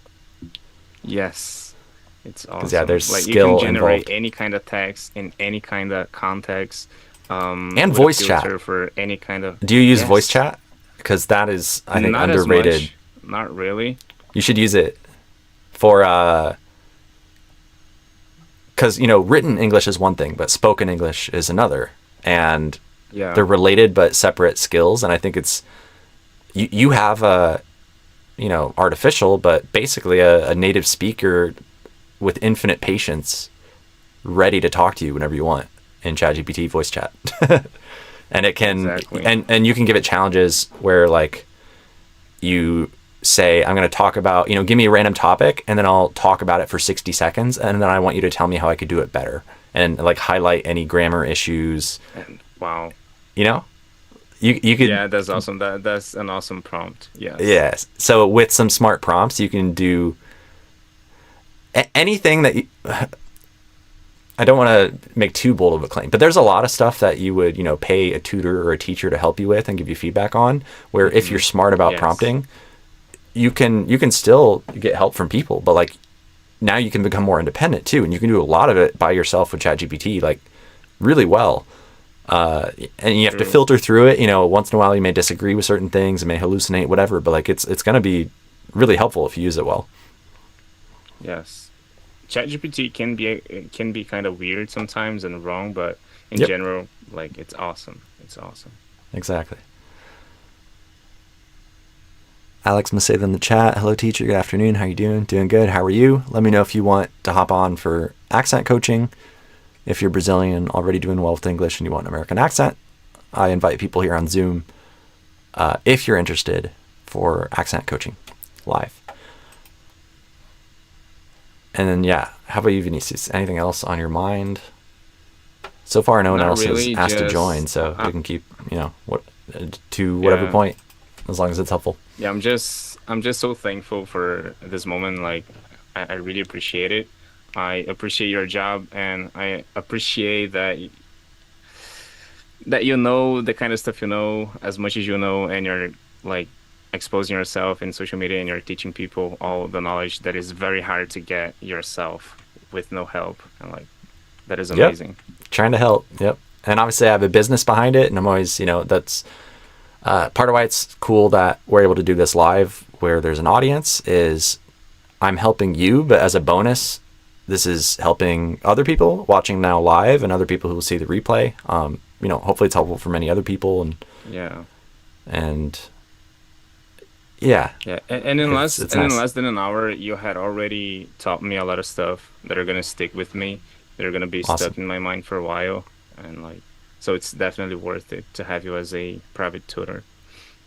Yeah, glad to hear it. And yeah, if you ever do want more help, feel free to keep showing up these lives, or if it makes sense financially, we could potentially do something private, but here to help as much as I can for free, as well. Thank you. Yep. And then hopefully, my goal is that these lives can grow to the point where there's a lot of people here for free coaching, and then there will be an even more kind of natural argument for, joining private. Already Yeah. there's like public versus private. Not everyone wants to kind of be exposed, on a public live to whatever extent. Yeah. So there's already that built in. But I think it'll be interesting. I'm imagining someday having, 100 people on here at once, or 1,000, or who knows. And I think things could get pretty interesting. Yeah, definitely. And you were here at the beginning, which is Yeah, awesome. it's been like 1 hour and a half. Yeah. Oh, I mean, like the beginning of this journey of figuring out how to do these live, accent coaching, because this is like a skill I'm building, right? And hopefully, if we fast forward a year from now, hopefully I am still doing it, and B, I'm doing it much better and helping even more people with it, and hopefully it'll kind of grow to something even more interesting. When did you start your channel on YouTube? YouTube, I haven't done much with it because Instagram is my main focus, but I think I started it, years ago. I don't know, maybe 5 years ago. I started the Instagram in 2018, and so the YouTube is probably a year or two after that, I'm guessing, or maybe back then. But yeah, Instagram has been my main focus until now. I'm starting to start doing more on YouTube as well. Nice. Yep, and part of my thought is Instagram, is good. There's lots of these, short reels. They're like, 30 seconds long, a minute long. But I think YouTube is maybe more naturally Yeah, for deep the place for dense longer, content, deep it's way better. attention. Yeah. Exactly. Plus, Instagram Live versus YouTube Live, it's a lot easier to share my screen and invite people on while I'm sharing my screen and do some interesting stuff on my computer instead of my phone for a YouTube Live. And so I think that YouTube, the way I'm seeing it, is maybe a better place for the middle part of the funnel, so to speak. The top part of the funnel where, people kind of discover me, I think happens a lot on Instagram. But then the kind of middle part where I think probably a lot of people kind of get stuck right now is, building trust, getting to see how this actually works, understanding how I think about things, seeing me actually do coaching live, understanding, kind of taking out the risk of things and making it more clear how this works and whether it's a good fit. I think YouTube will hopefully help fill in that part better so my business works better. And then I think it'll be a good free asset for everyone who's not a client as well. Exactly. Anything else on your mind in terms of accent? There's so many stuff, so many things, but not right now. Like, Yeah, sure. not right now. Feel free to message me or, potentially hop on another live in the future as stuff pops up too. All right. It,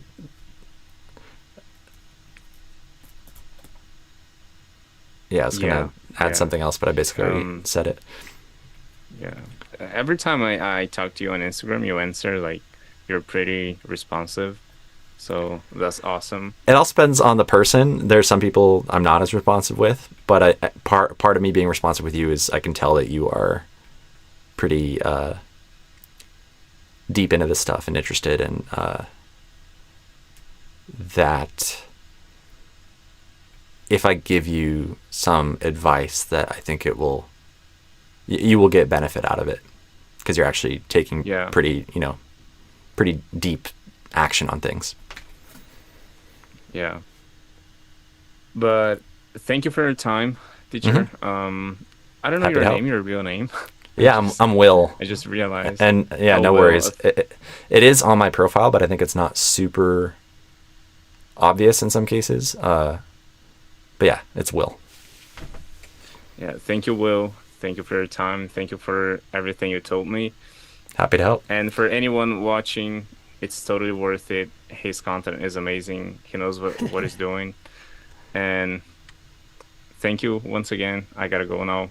Yeah, happy to help. Bye-bye. I'll let you go. Is it okay, by the way, just to ask explicitly, if I want to like turn any of this call into like a clip, content for Instagram or something like that? Definitely, yes. And how do you feel about, because on the Zoom side, I do have like your face and stuff. Well, I guess it's like the video is all crazy anyway. So I would probably just do audio in my face and not show you, I guess. But yeah, as long as you're okay with me using like audio and things you said and stuff. I don't think you said anything too private. We were here publicly on a live anyway. But just kind of double checking you can if that's say, okay. yeah, yeah, you can post everything, and I forgot what I was gonna say. Oh, and also, yeah, Zoom is not as good as Discord. Like your your face is kind of lagging a lot for me, and like Discord has so many things, so many servers. The community is huge. I'd say Uh-huh. way more Brazilian people use Discord than they use Zoom, and the quality is awesome on Discord. Interesting. Do you Um, mind if I ask how yeah. old you are, by the way? Because my intuition is it might also be a partly like a age-based thing. Like younger people, like there's probably a hmm tendency, like depending on the Yeah, generation.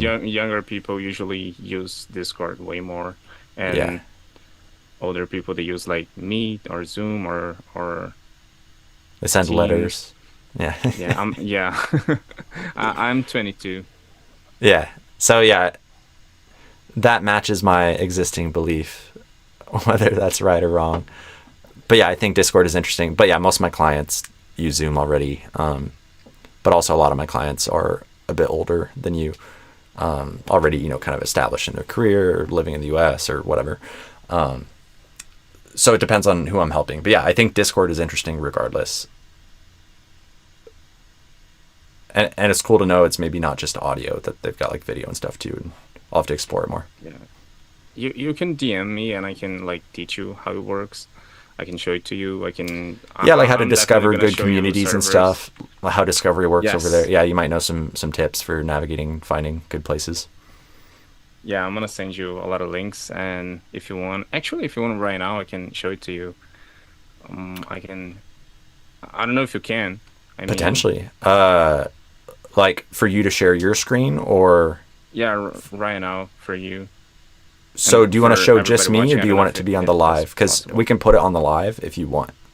Yeah, sure. You can put me there. It's just that my webcam is kind of messed up because I got this software problem. I gotta upgrade my software. But yeah, you Yeah. can show me. Well, maybe you turn off your video and then share your screen, and we can see if it looks okay. All right.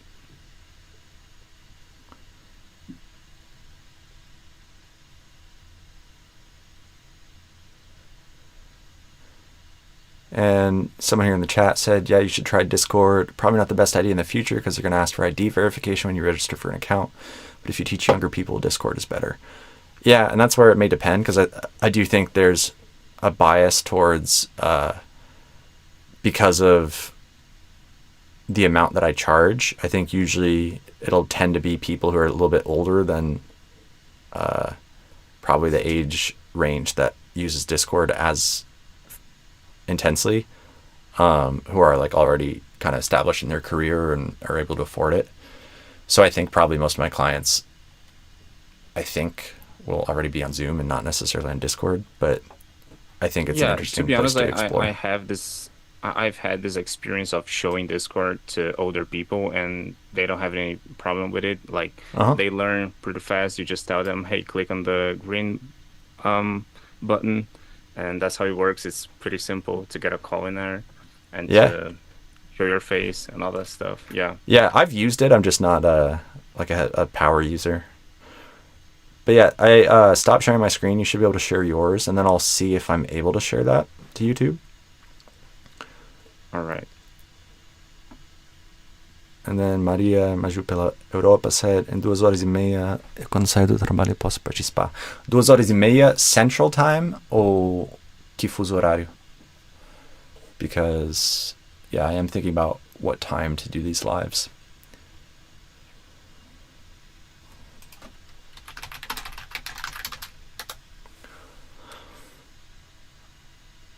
Oh, I forgot to stop sharing my screen. Okay, I see you requested now, sorry. I have a ton of windows open the way I'm doing this with OBS and Zoom, and yeah. All right. But I Am I sharing? accepted your request, so you should be able to share. And then I'll see if I can bring that into the live. Okay. I Okay, I think guess I can it's probably ready. just... Is it okay for if your name from Zoom appears in the live, or your face if it No, appears? it's not a problem. Okay, It's just to it's make not sure, a problem. because that might Yeah. appear. But let me see if I can hide non-video participants. I already am, but you're still showing up. Interesting. I think I can change the view to be... There we go. We'll do it like that. Okay, so now... Okay, so we can see your Discord now. Nice. So basically, you're gonna create your account and all that stuff. They're gonna ask for your email or your phone number. You're gonna create it. It's pretty simple. And then in here, you can click on Add Friends, and Uh-huh. you're gonna give this little name to people, the one that is under your big name.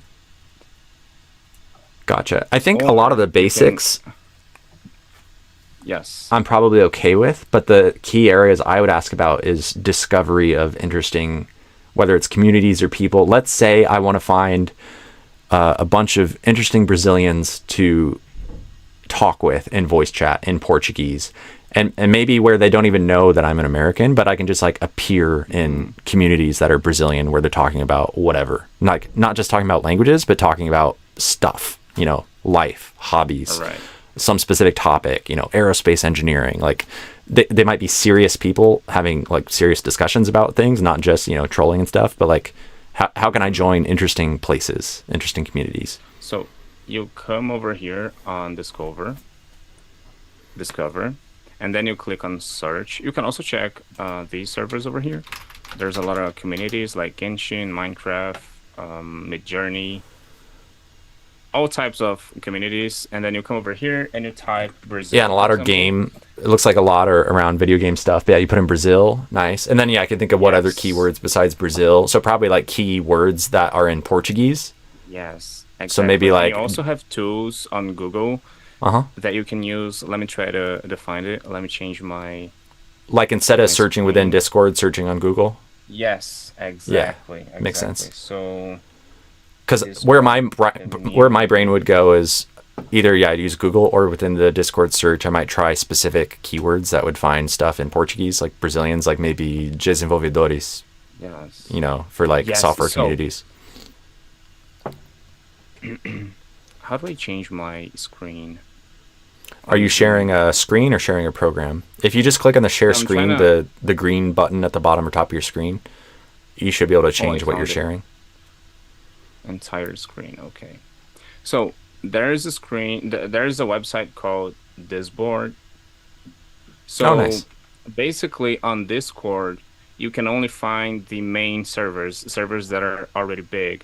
But if you use Disboard, you can click on it and then you can type any keyword like Portuguese, and you're gonna Mhm. find every single community related to Portuguese. So language squad, Spanish, English, Portuguese. I don't know Mhm. if classes or server. I don't know. So everything related to Portuguese. Yeah, there's and most of these also, I like- probably wouldn't do, especially at my level, because I don't want to be in like the generic like how to learn Portuguese type stuff. But I see the strategy, and so I would just search something different instead of Portuguese. I might search maybe like brasileiros, or I might use words in Portuguese like for things I'm interested in. So like using certain programming languages, but in Portuguese. So like desenvolvedores node, or you know, and just like see specific communities. Or if it's like soccer, I might literally put in like you know futebol, and then yeah. So Yeah. maybe that. That one is not, but we didn't find communities for it, but that's the strategy. And desenvolvedor está faltando o. O. Yeah. Nothing.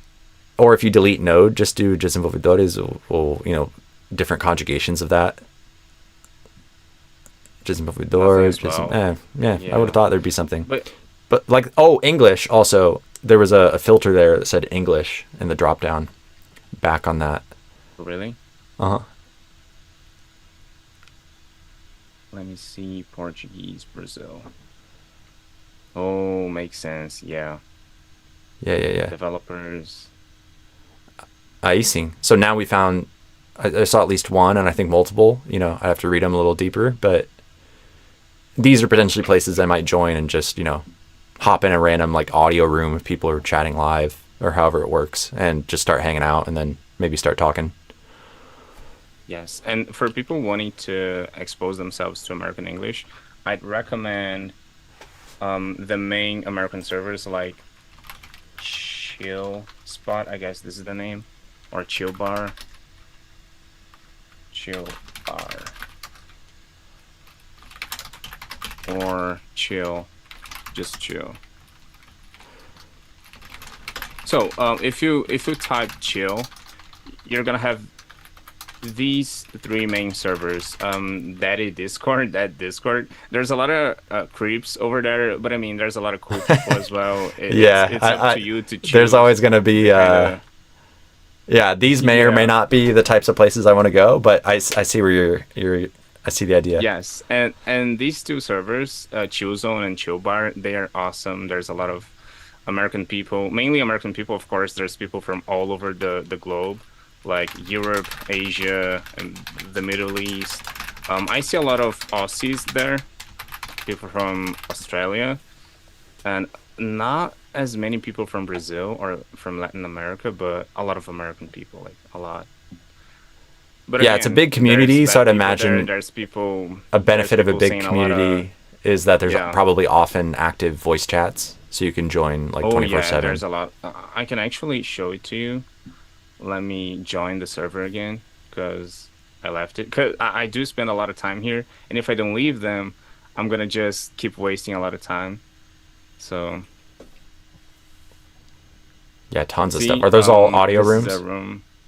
Yes, audio, yes. And a lot of people, mainly in American servers, I don't know why, but American people, they show themselves way more. So when you see this symbol right here, it means someone is showing their face.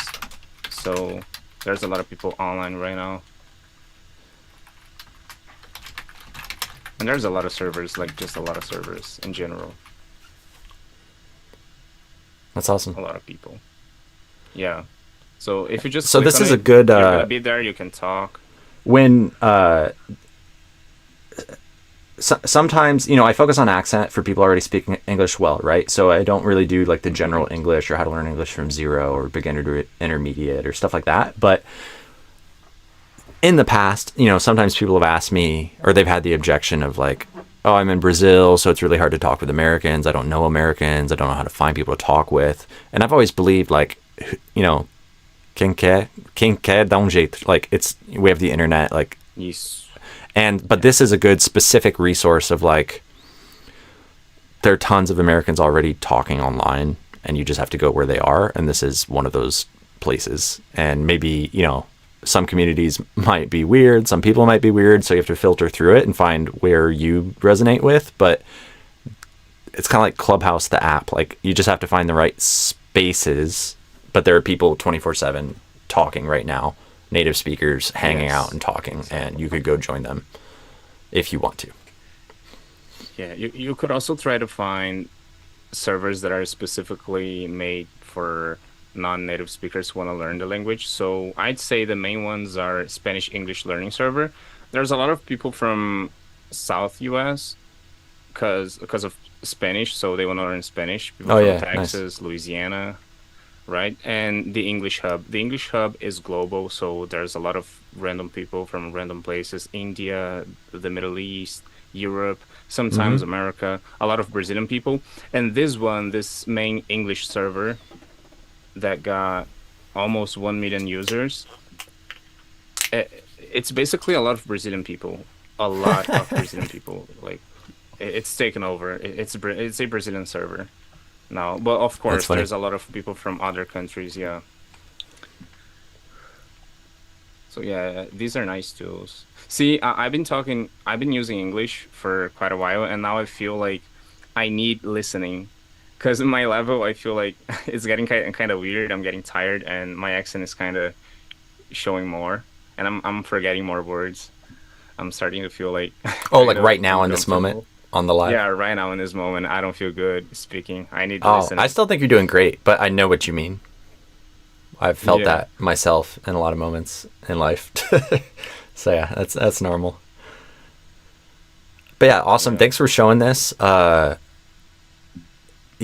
I personally, a lot of these communities are not where I would go, but the idea, like the meta, like we could just change the search term from English learning to something else. And, anyone watching could do the same, like whatever you're interested in. You don't have to search just for language exchange communities. Yes. You could look up stuff that's related to, knitting, roller skating, skateboarding, salsa dancing. Like there's probably going to be stuff for almost any random thing Yeah, we can back in think the of. days, I was on a server that was focused on tea. So they knew everything about tea. That's And amazing. one day I joined and there was an American person and I don't know, I don't remember where the other person was from, but I guess it was from Asia and that was awesome. Like they were talking about tea, like deep level stuff about tea. That was Hmm. crazy. Yeah. Yeah, I remember I used to work at Boeing as an engineer, and sometimes that drive some of my coworkers crazy because I loved. I'm just a pretty curious person in general. There's obviously practical limits to that where you have to know when to kind of turn that off and focus on what matters in a certain moment. But that was my tendency, which was often useful, but I had to learn when to limit it. But I remember literally asking the question at work when we were like outside of meetings, just kind of goofing around for a minute.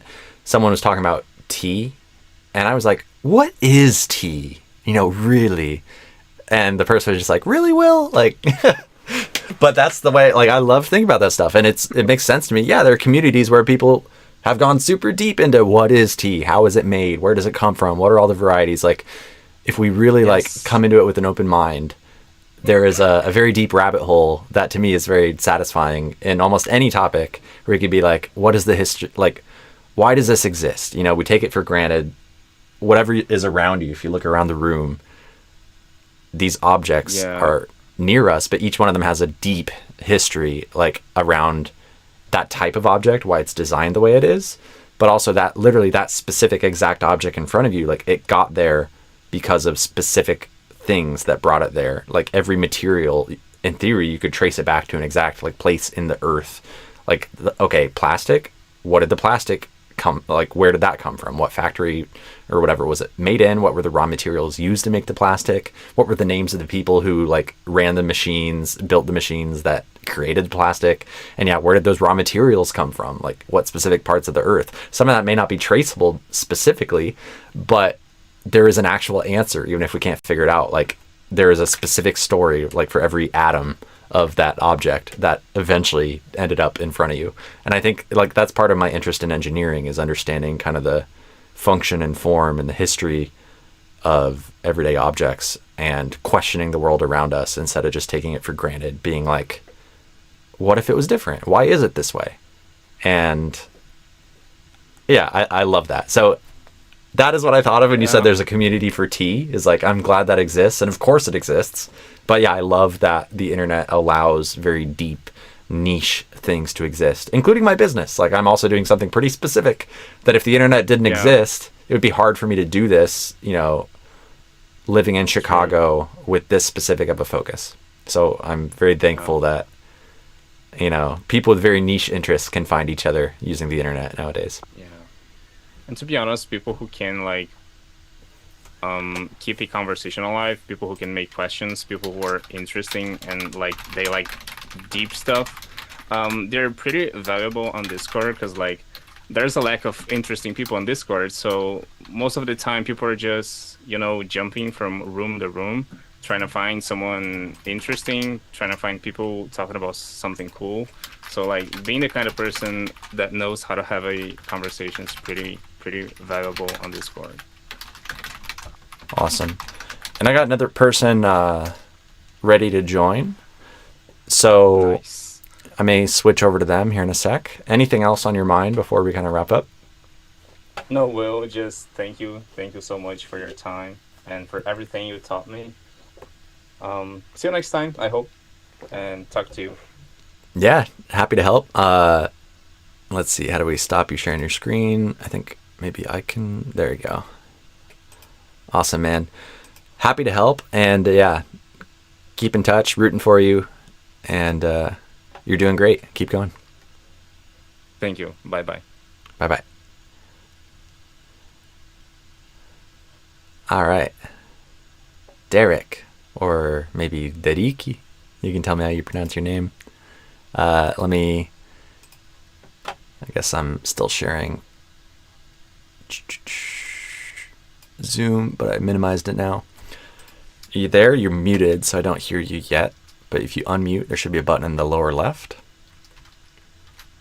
And then I should be able to hear you. Ba-ba-ba. Let's see, asking you to unmute. Can you hear me? Let's see, I don't hear you yet. You are unmuted, but I still do not hear you. So maybe check your, now you're muted again. But yeah, check your settings for audio. If you need to exit and rejoin, or, verify in your operating system in Zoom.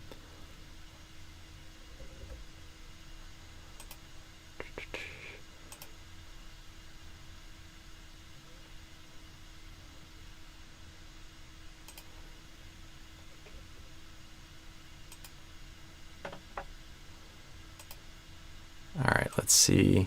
Trying to rejoin. Sounds good.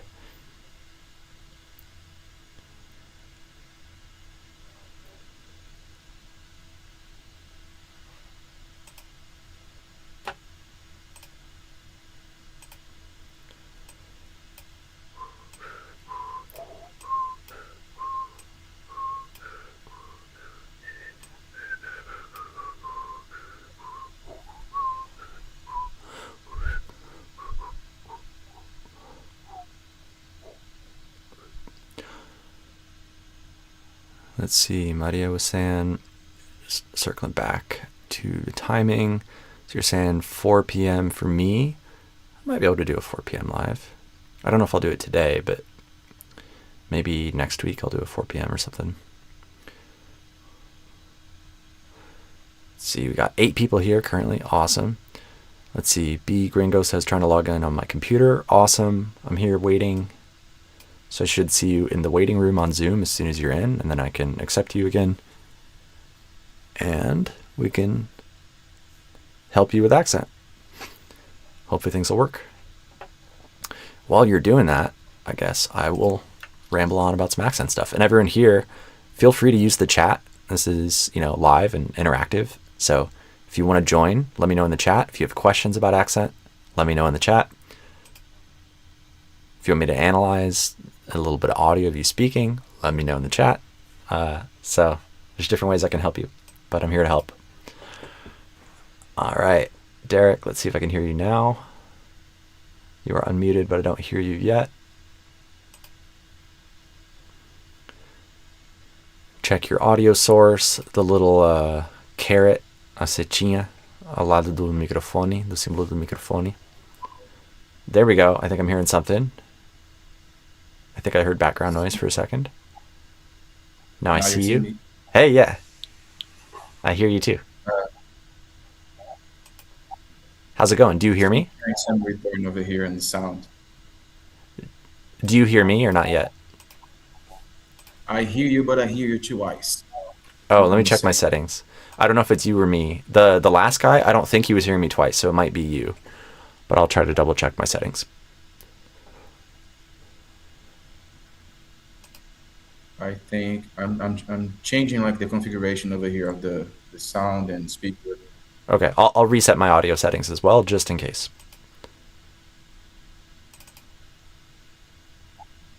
All right. Okay, testing. Any different? Do you hear an echo? I think it's good enough. Good enough? No, there's no echo anymore. Oh, okay, amazing. I don't know, did you change something too? I changed something, I reset my audio. Oh. But yeah. Actually, I got the echo again. Yeah? Do you have headphones? There's a chance if you put headphones in instead of using your speakers that could improve it. I don't hear any echo on my end. I have a microphone over here. Let me put. Because yeah, that'll be good if we can improve. It'll be annoying for you if you hear an echo.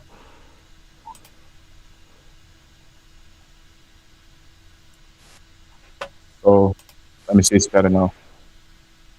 Testing, testing. Any echo? Yeah. I don't hear an echo on your voice anymore, but I hear an echo on my voice. Gotcha. I'm double checking my stuff, but yeah, I still think it might be on your end, but I am looking on my end to see if there's anything else I should change here. It might be. I'm not sure. See. Let me try changing this. Do you hear an echo now or no? I hear. Let me try to get out and come back again. Just Okay. one more time. And then if it's tolerable, we can try it this way, but I know it can be annoying, so I understand if it's too annoying. But yeah, feel free to leave and come back and we'll see if we can get it working. You know, let's try.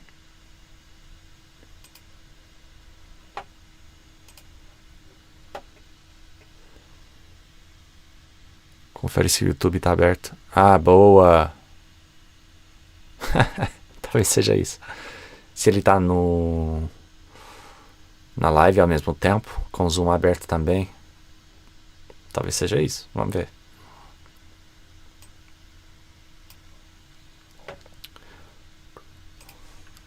I have a logo I can put up.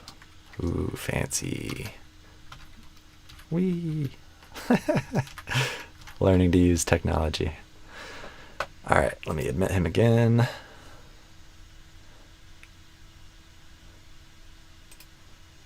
Okay, you're back. Yeah.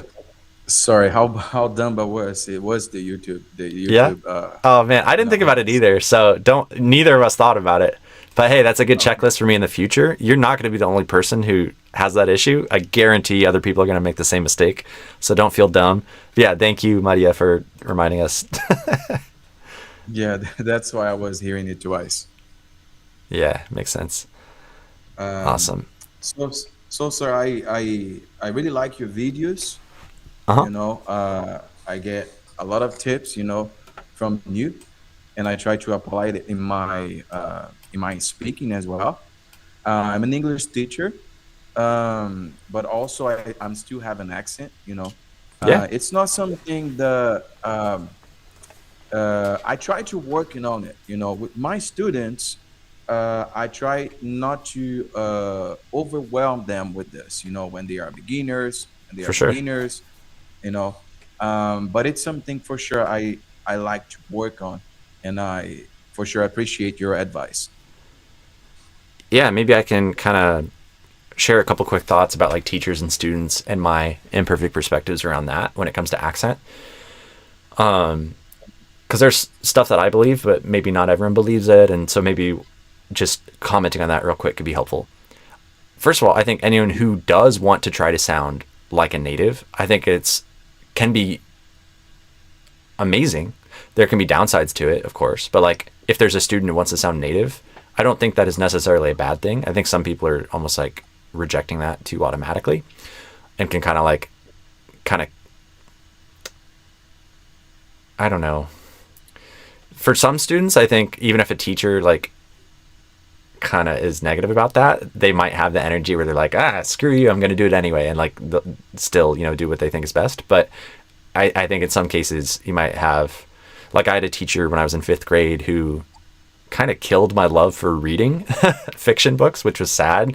Did a bunch of like terrible, annoying projects where it was just about like kind of checking the box. And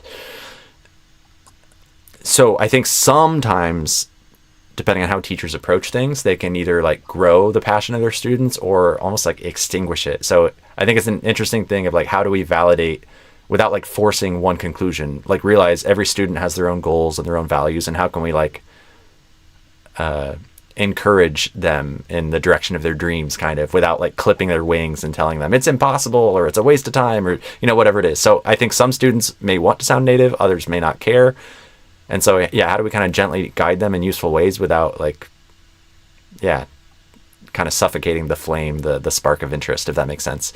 But with that said, yes. I think that, you as a teacher don't have to have a native accent to be a valuable teacher for your students, even the students who want to sound native. I think in some cases, like me when I was my rebellious, teenager self wanting to sound like a native, I would even almost like plug my ears while listening to non-native teachers, which is kind of terrible to say, but I was like kind of radical. But most people aren't that crazy about things.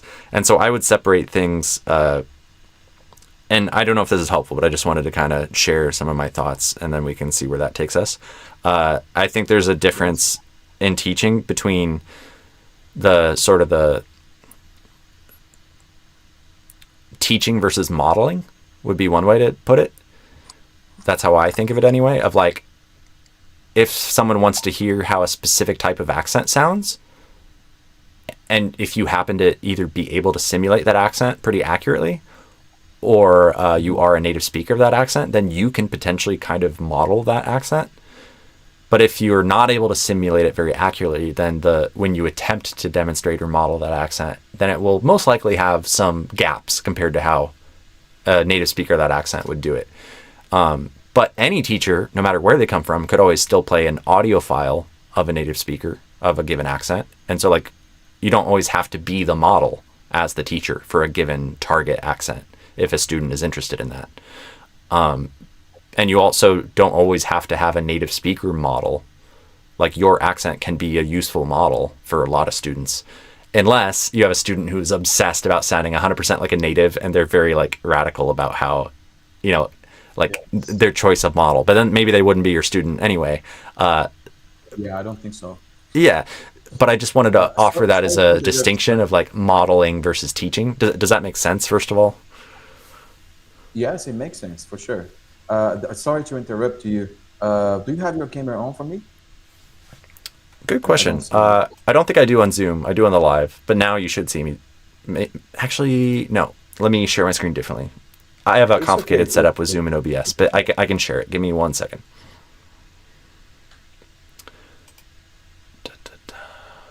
It's just because I think it helps me a little bit more to, Totally. see how you move in your mouth and everything. Yeah. Let me. So, do you see me now? I see. Oh, yes. Now I see you, sir. Yes. Awesome. Sure. right. Yes, I totally agree with you. If the student is interested in learning the American accent, for sure it can help them. Even though I don't have this accent, the American accent, some words will sound like American. Yeah, you can get meaningfully close. Yeah, you're meaningfully close. There's still a gap if someone's really intense about it, and that gap will be relevant to them. So they may want a native speaker model or models for a lot of what they're listening to. But they can still, be taught by you. And if they're okay with having some of their input, some of their listening be non-native speaker models as well, then amazing. But if someone is, like radical, like I was when I was learning, they may want to like only listen to native speakers if you get like once in a while someone who's like more intense like that, which nowadays I don't think I had to be that intense, but I was that intense at the time. I see. Yeah, I was very intense about learning my English, actually. When I went to the USA in 2017, I couldn't speak English. And after 4 months of intensive English, I would say fluent. Functional fluency. I wouldn't say like sound like I sound right now, but I was able to start my master's degree. Amazing. Yes. So it was amazing for me too.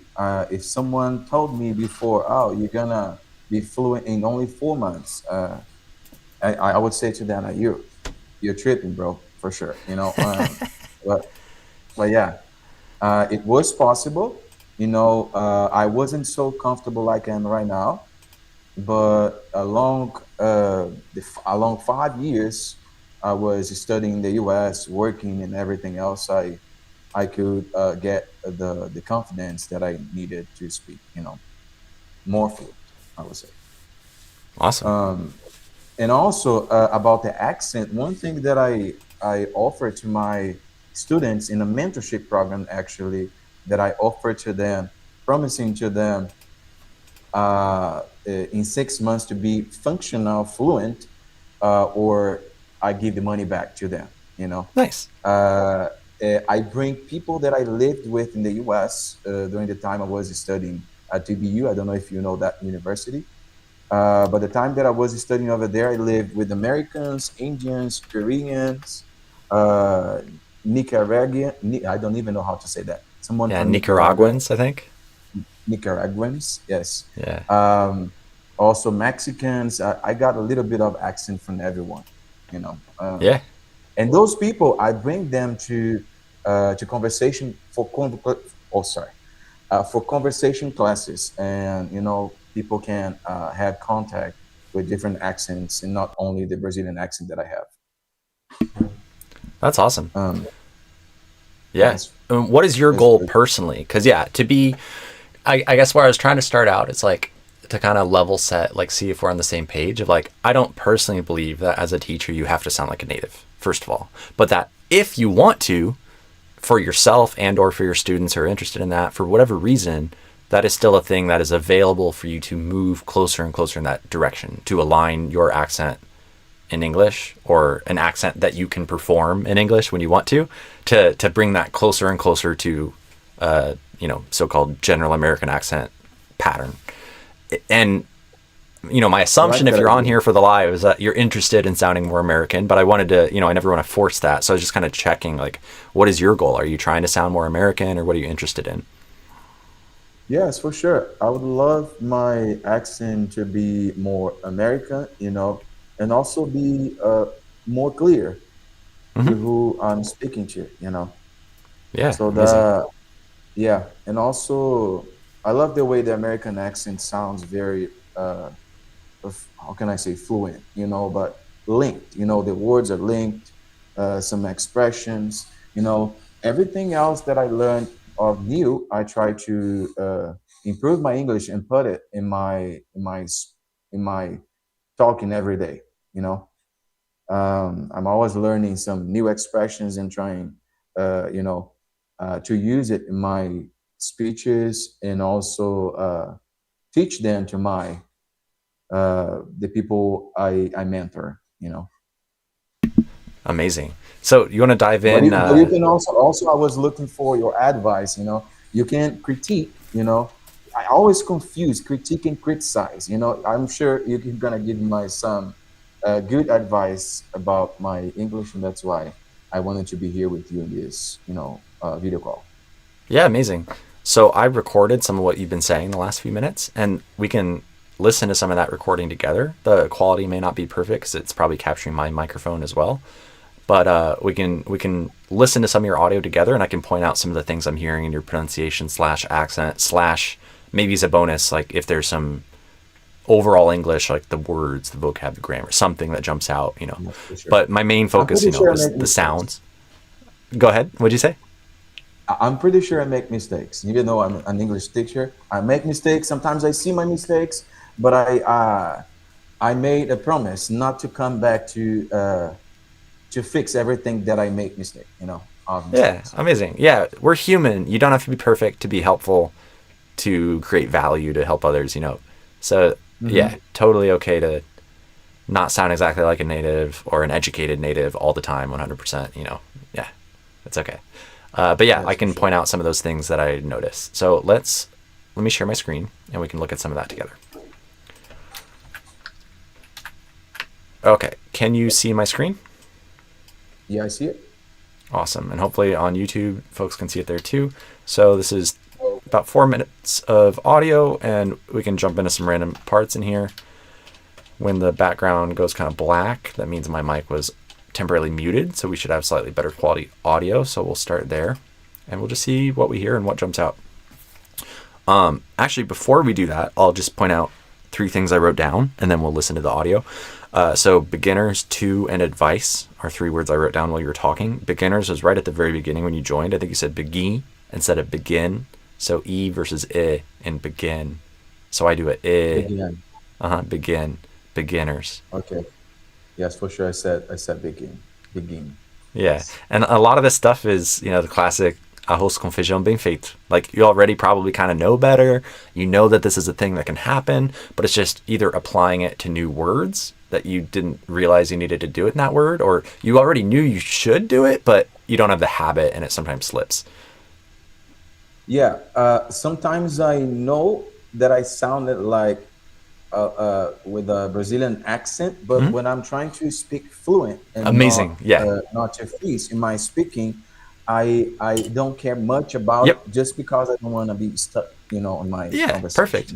Yeah, that's the thing I tell people all the time too, is when you're actually talking with a real human, don't worry too much about being perfect. Focus on the fluency, the flow, the human connection, getting the job done. And like, if you make some mistakes, so to speak, in accent, pronunciation, vocab, grammar, whatever, like, the most important thing is not being like superficially perfect and all those things. It's the connection with the human in front of you and getting the job done, whatever you're trying to do.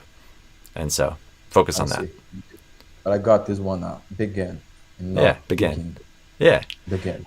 Yeah. So yeah, totally fine. I'm going to be, picky on things, but yeah, totally understandable. And I think you're doing the right thing by focusing on fluency. Don't worry.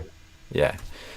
But then if you practice well, you can eventually make it so that I'll share a quick diagram that I share sometimes. I don't know if I've shared it on these lives. So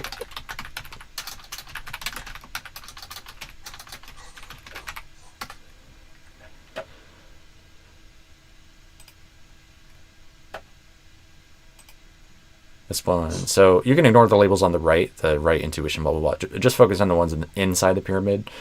But for any skill or sub-skill, you can imagine us kind of going through these stages, and we're trying to go from starting here in the red to yellow to green to blue.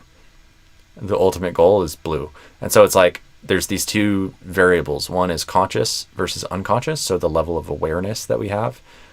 And then the other is competence versus incompetence, so the level of skill that we have. So at first we suck and we don't realize we suck. We can't do the thing, but we don't realize that we're not able to do it. So this is like people thinking that they could fight or that they could cook or that they could do whatever skill it is. It's like, that looks easy. That can't be that hard.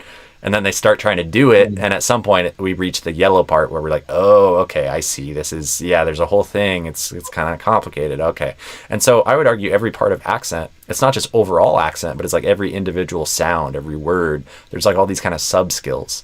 So it's like maybe overall you actually do well, but then if the word beginner is coming out like beginner and you're not aware of that, then arguably you're in the red for that. And then as soon as you start noticing, even if you haven't like corrected it yet, so to speak, but you're noticing it, you're getting awareness, you could argue you went from red to yellow. So even if you're still incompetent, and that's kind of a heavy sounding word, but like if you're still not doing the skill in the way you want for that word, but you're at least aware of the gap, you could argue, okay, amazing, that's progress. You have awareness now. You're now conscious of it. And once you're able to start actually doing it, now you move from yellow to green. So like as soon as you can say beginner with the new sound, either in isolation or in sentences or real life situations, like it's kind of a progression there. But like as soon as you're able to start doing it, even if you have to focus on it consciously, now you're moving from yellow to green. And as soon as you start being able to do that, even when you're not really focusing on it, when you're distracted by a million things and in the middle of sentence number 27 as you're improvising, you need to say the word beginner out of nowhere. If it comes out in the new way instead of the old way, amazing. Even if you kind of got lucky, it's at least like, a little bit of evidence in favor of maybe you're building that habit for the new way. And it's becoming more and more likely that it's going to come out in the new way instead of the old way. Does that make sense?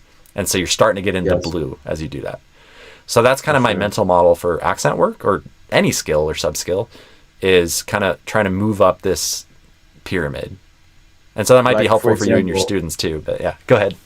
Yes, for sure. For example, the word, that's a hard word, hierarchy. Yeah. Like for begin, it's easier than hierarchy. I'm sure I'm messing up some. Well, let's break it down. So any skill, we break it down into sub-skills, decompose it. So hierarchy, it's spelled however it's spelled, but let's think of it instead of like, okay, you have the word high, and then you have the word your or your, the reduced version of it. And then R, like the word R, and then key. Hierarchy. And then hierarchy. The stress goes on high, because I think you're putting the stress on the wrong syllable. So then you can start saying higher, which is technically, by the way, like the word higher or higher, either way. So depending on how you view this, you could think of this as either 2 or 1 syllables, depending on how you break it down. But it's higher with the stress on high, and then archy. Hierarchy. Hierarchy. Uh-huh. Hierarchy.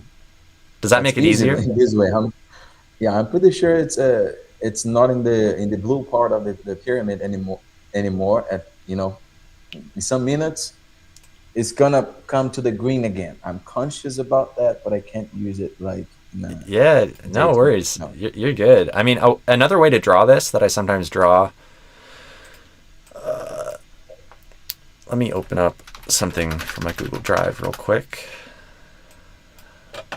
Might be worth sharing, so I'll go grab this real quick.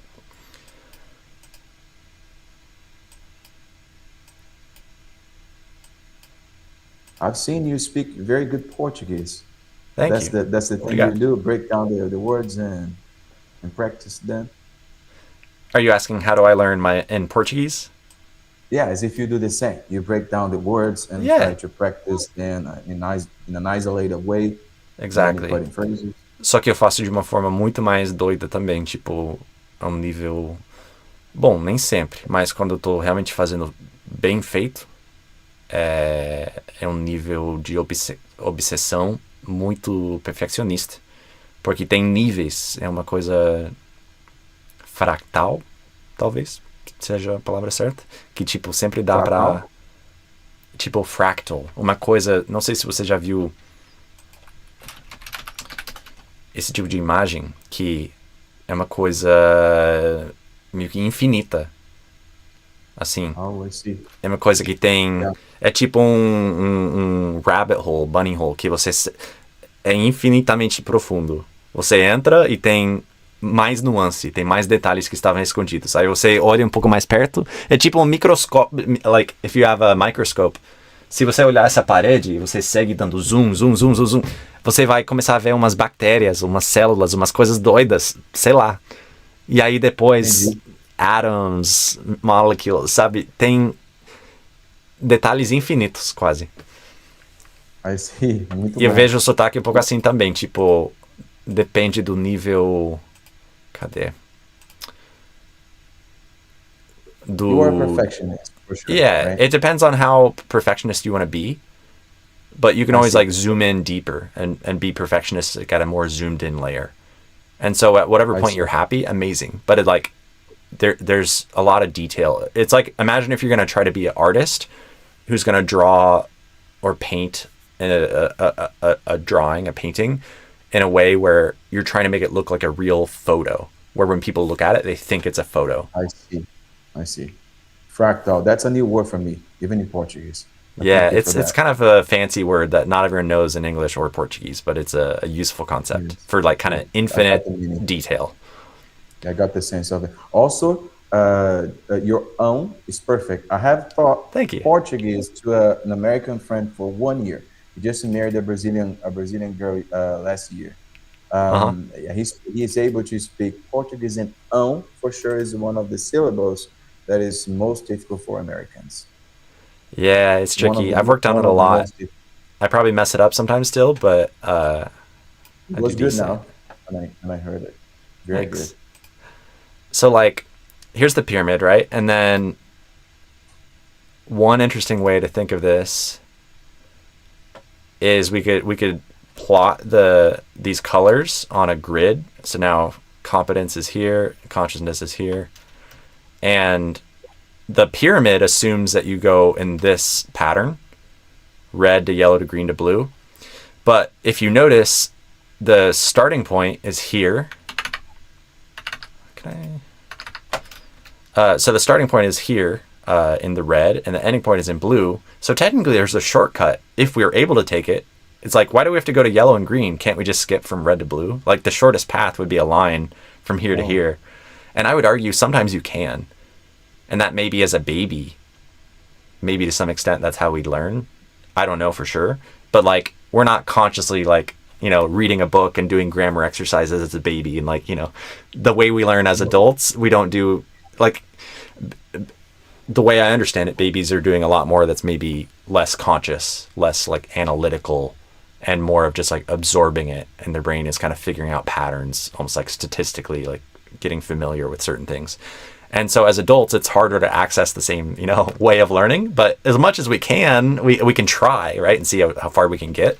And so the way I think of it is like, if you can be a parrot, if you can hear a native speaker say something and imitate it, you might not even know how you're doing it. You might not know your tongue position, the name of the muscles. Like, you might have no idea what you're actually doing. But if you can do it, amazing. You can maybe skip some of the like theory and the conscious study and the analysis. And sometimes you can just be a parrot and imitate it and get some of that result for free, if that makes sense. You just, sometimes the shortcut actually exists. But in other cases, like as an adult, we might need to kind of poke up into the conscious area a little bit, because we have this, you know, interference from our native language and whatever. So we can try the shortcut, you know, parrot, imitate it at first, but then, yeah, we might need to like analyze things in a conscious way to break through some of that barrier. Does that make sense? Yes, for sure. Makes totally sense. Some people will be able to do that, the shortcut, and some don't. Exactly. And especially if you're helping kids, like, I think the younger you are, there may not be a strict exact age that's like a cutoff. Like, you might always be able to do it, but I think maybe the younger you are, the easier it is to kind of absorb it and be a parrot and get interesting results. You know, more results for free, so to speak. I see. So I have a son who is 1 year old. He just turned 1 year old last Saturday, actually 2 Saturdays ago. And I didn't start speaking English with him yet, but I think I should.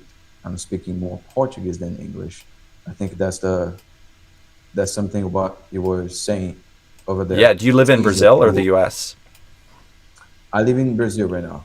Yeah. So if you keep living in Brazil, then yeah, it's guaranteed that they will speak Portuguese, like long term, right?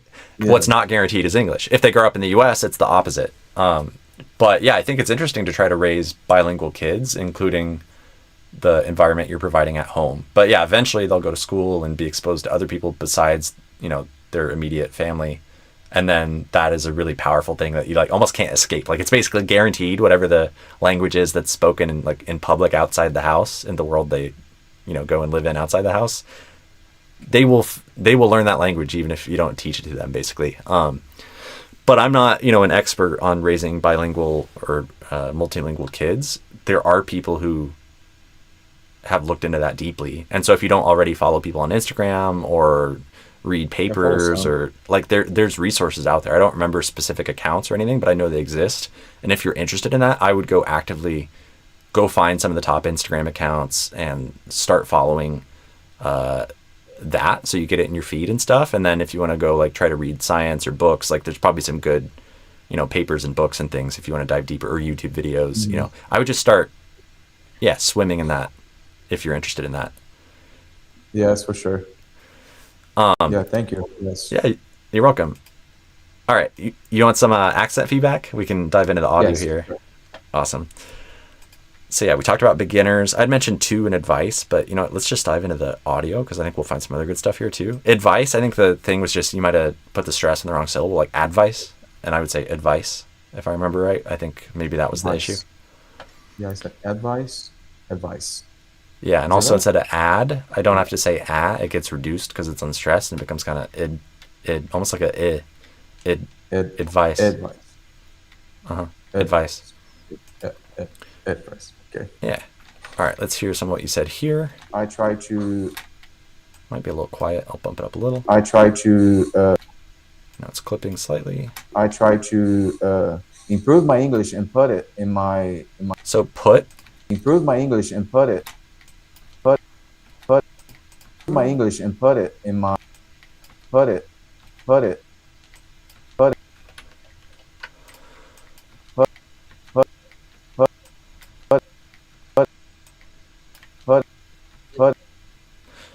I think I'm questioning my own hearing a little bit, but I think like my intuition listening quickly was that you missed the vowel and put a little bit. And now I'm trying to analyze exactly how you missed it, if you did miss it.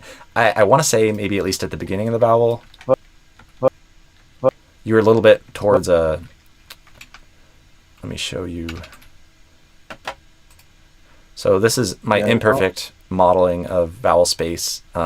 Questionable, not perfect, but will hopefully be useful enough. So these are kind of code words that represent different vowel sounds. So like strut is like the sound that I say when I say the word strut or fun or study or whatever. Foot is the sound that I say in the word foot, but also words like put, good, book, etc. So let's say the target is it loud enough to hear, or is it really quiet? Yes, I can hear it. Okay, it's kind of quiet for me, but I think it'll be okay. Let me actually, I can probably increase my own volume. Give me a second. Here's the sound of a frequency going on. Yeah. Okay, now it's better for me. Okay.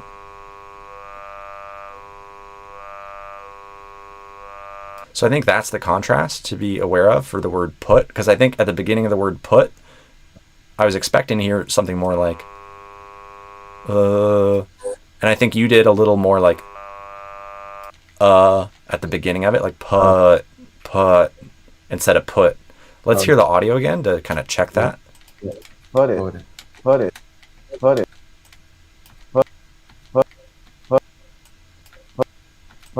Yeah, I think I do it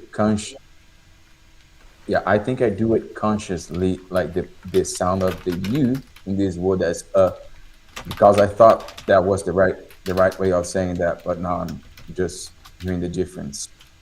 Yeah, and that's okay. Of you saying it versus I saying it. Because yeah, there's a difference. This is a minimal pair you could explore. To put something versus to put something.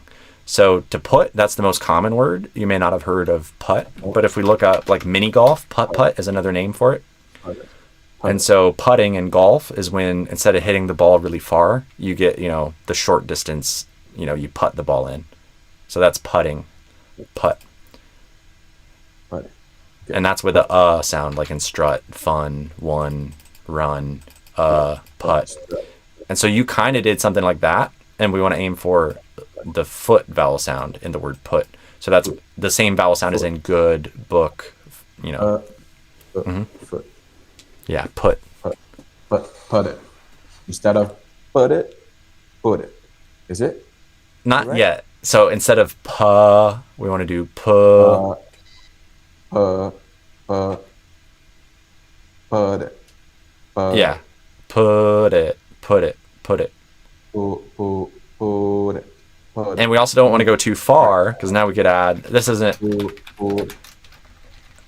I forget if that's even exactly a word, but we'll maybe poot is like to fart. I don't remember. But whatever poot is, whether it's a word or not, that's kind of what you're starting to go, is you're kind of overshooting.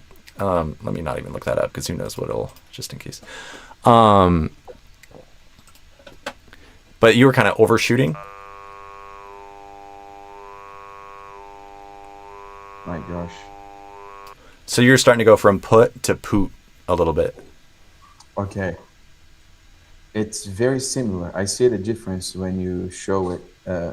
Yep. When I'm doing it, I can't see the real difference between one to the other. And that's okay. We're exposing a skill that you can develop, that if you just speak in everyday English, we don't always expose this as clearly as what we're doing right now. Because yeah, it's hard to do what we're doing. We're isolating the difficult part.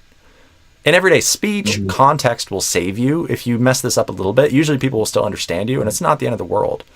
But if you want to develop this skill, then yeah, doing these minimal pair drills where you learn to very intentionally control which vowel sound you're doing and be able to switch back and forth between them. So poot, I'll take a picture of it. put. Yeah, go ahead. That's a good skill to develop. And this same idea applies to lots of different contrasts that you need to, if you want to sound like an American and or be really clear when you speak, you want to have good command over these types of contrasts. So, and we could do these in different parts of, vowel space across different vowel contrasts or consonant contrasts. So we could, for instance, do, what'd you say? Can I take a picture of the blue one too? Yeah, and also this is a free resource. If you look at the URL here, you can go here, training.simpleamericanaccent.com, or the link below the YouTube live. It should have a link that says like free resources. If you click that, you should be able to go here also. Thank you so much for that. Yep. Because I have an app that I'm building for my clients, and this is kind of like a free version of the app for people who are not clients. So you can still use some of the tools, and I'm going to keep trying to add to it over time. So do you coach people individually, like I'm doing with me right now? Yep. I hop on Zoom calls and give my WhatsApp to my clients. And then exactly like we're doing right now, I just listen to the specific person and whatever they're struggling with. And then I help them in a personalized way for whatever they need to move towards an American accent. And we just, awesome. Meet up once a week, usually, give or take, and figure out what next is, kind of blocking. Like what's the next most important thing we want to work on. And a lot of the calls are really simple, like might literally just be we open some text that is relevant to their career and have them read through it, and then I just interrupt them as they mess stuff up, and I show them, oh, you said it this way, I would say it this way. Do you hear the difference? Yes, no, coach them as needed. Okay, very good. Very good. So the good to know. I didn't know that. Yep. So the words on the bottom. Yep. So goose, food, and strut. Is it almost, right? Except instead of food, it's the same as good. So foot. Good. Foot.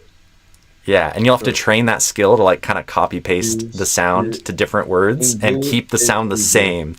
And to learn to hit that target, to like make that target feel like home, to have it like as a sound that you can just hit out of nowhere. Do nada. This good, nada. Cook, book. And yeah, if we look at words that are in that lexical set, so this target sound, so foot, here's a couple examples here. So maybe some of these you might do better than others. And if one of these feels natural to you and you hit it in an American-like way already, then we can build a bridge from whatever you can already do to the other ones. Would, should, would. Could, should, would, cook, food, look, good, book, stood, cookies. So yeah, all of these are off right now. All of them are very close to goose instead of foot. Really? Yep. My gosh. Yeah. And no worries. See, this is really common. I wasn't even aware of it. Yeah. So now you're aware. So this is the cool part is now you're going from red to yellow, which is progress. That's super valuable. And now if you want to go to green, now you have awareness. So you're exposing the gap, and now you can train that if you want to. And so part of the way you train it is learning to hear the difference, learning to say the difference, and like just starting to pay more attention to it, choosing to care about it. So minimal pairs would be, for instance, let's go back to here. So we could come up with a handful of things. We could do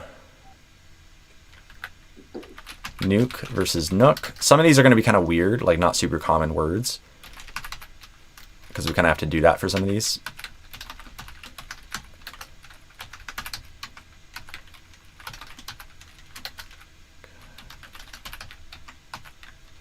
So like these three words are not very common, but they do technically exist. And so the contrast is on the left are the goose words and on the right are the foot words. And so let me move these over. These are going to have a sound, and these are going to have a oo sound.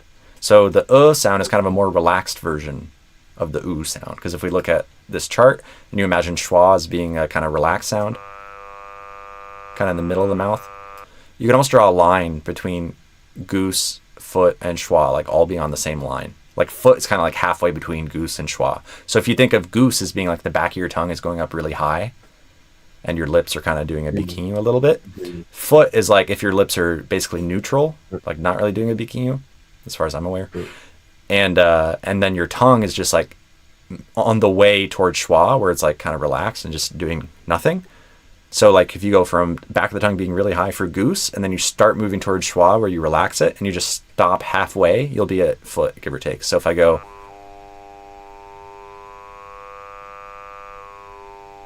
and I stop, now if I do that with my own voice, ooh, so schwa is kind of like if you just like make a relaxed noise, it's going to be somewhere in there in theory. And yeah, if you stop halfway on that journey from ooh to ooh,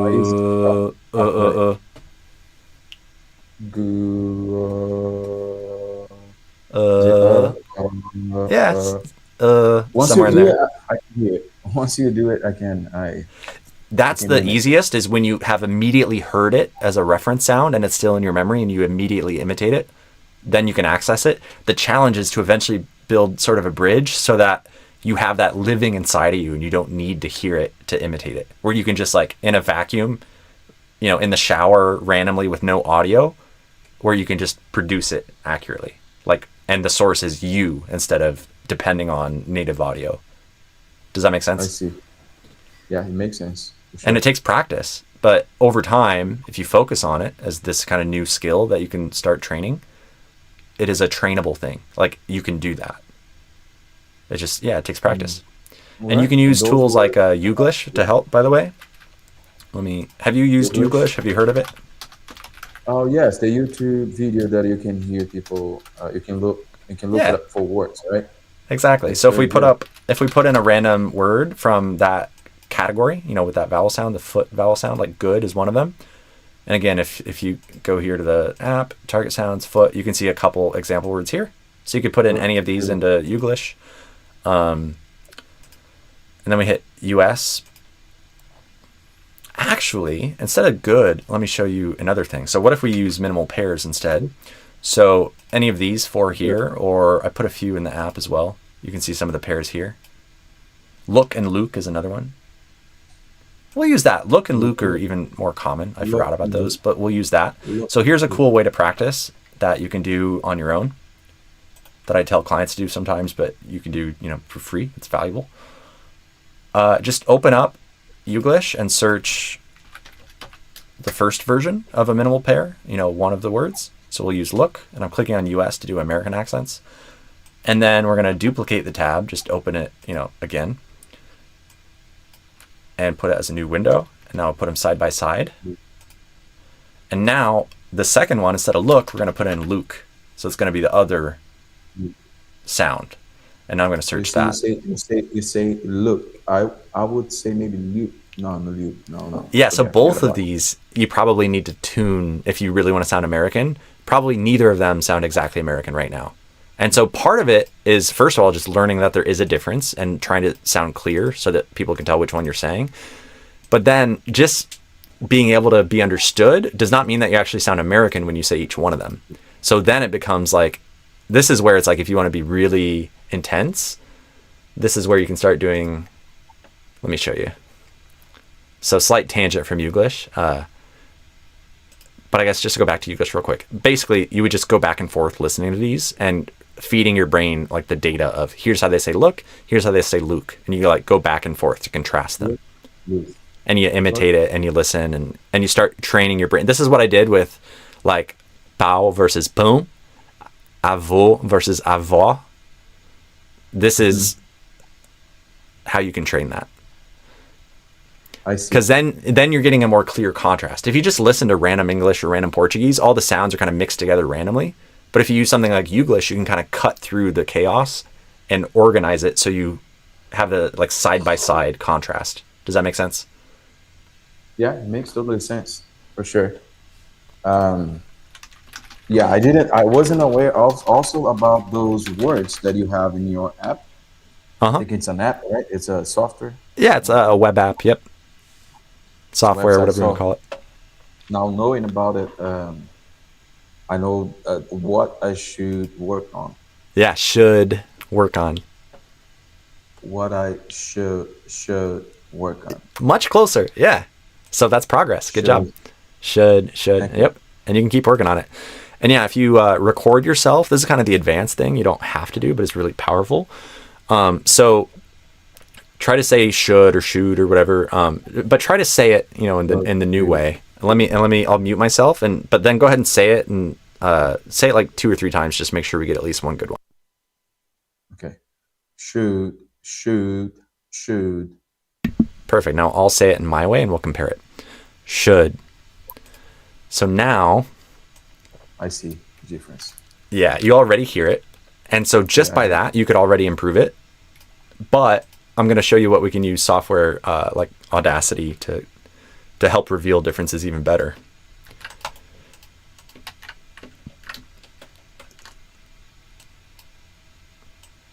I'm very good. I have a very good ear. I'm also a musician. Awesome. So I can hear, Yeah. but sometimes Amazing. it's hard to memorize some of those sounds. Yeah, and so this is where you can use technology to make your ear even better. Because you already have a strong foundation, but this can challenge you and like make things more obvious that are kind of hidden. So here's you on the top saying should, and I'm on the bottom. So here's you, first of all. So I'll hit solo to hear just you. Shoot, shoot, shoot. And here's me. Should. Should. Shoot. Should. So if all we do is just that, you can already start to hear differences because we're hearing it side by side. But now we can also zoom in a little more and focus on, for instance, this vowel sound happens over time. There's a duration of, however long it is. There's a way to set that up to view duration down here, but we won't worry about that. Anyways, it happens in space and time. And so there's some sort of trajectory. There's the beginning of the sound, the middle of the sound, the end of the sound, and those can be different.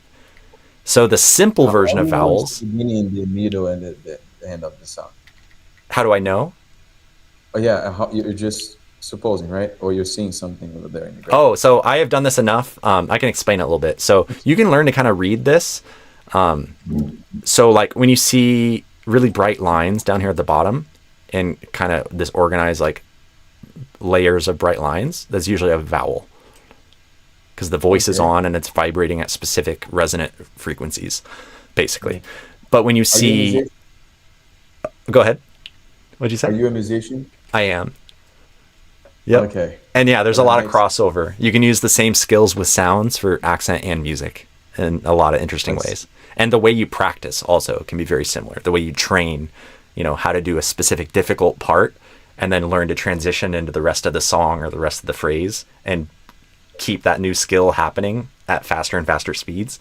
Like the way you practice, if you practice really well, is very similar in accent and music. But this part, the frequencies are, so time is left to right, time is increasing over time. I said that weird, but it goes from left to right as time progresses. Should. And then up and down is frequency. So up towards the top is higher frequencies, down at the bottom is lower frequencies. And so when you see, it almost looks like static up here, like on a TV, like static. That's because it sounds like static. So it's a bunch of kind of disorganized, like kind of random noise across all the frequencies. And that's going to be like a sh, like these kinds of sounds where we kind of are just blowing air. They all kind of sound like static with slightly different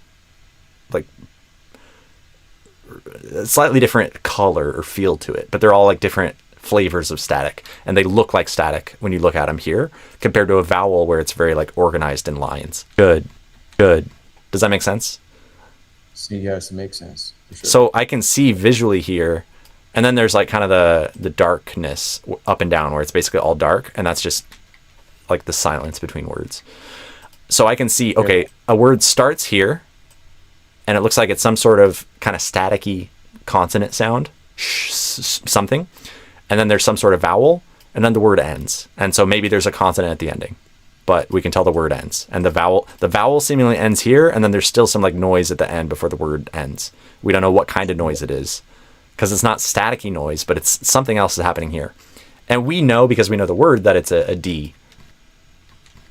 Apparently, or just some random artifacts, that were recorded, but good. Oh, and I'm playing the wrong audio. Now it's yours. Okay. Shoot. Yeah, I said shoot, and you said should. Sure. Yeah, you're getting it.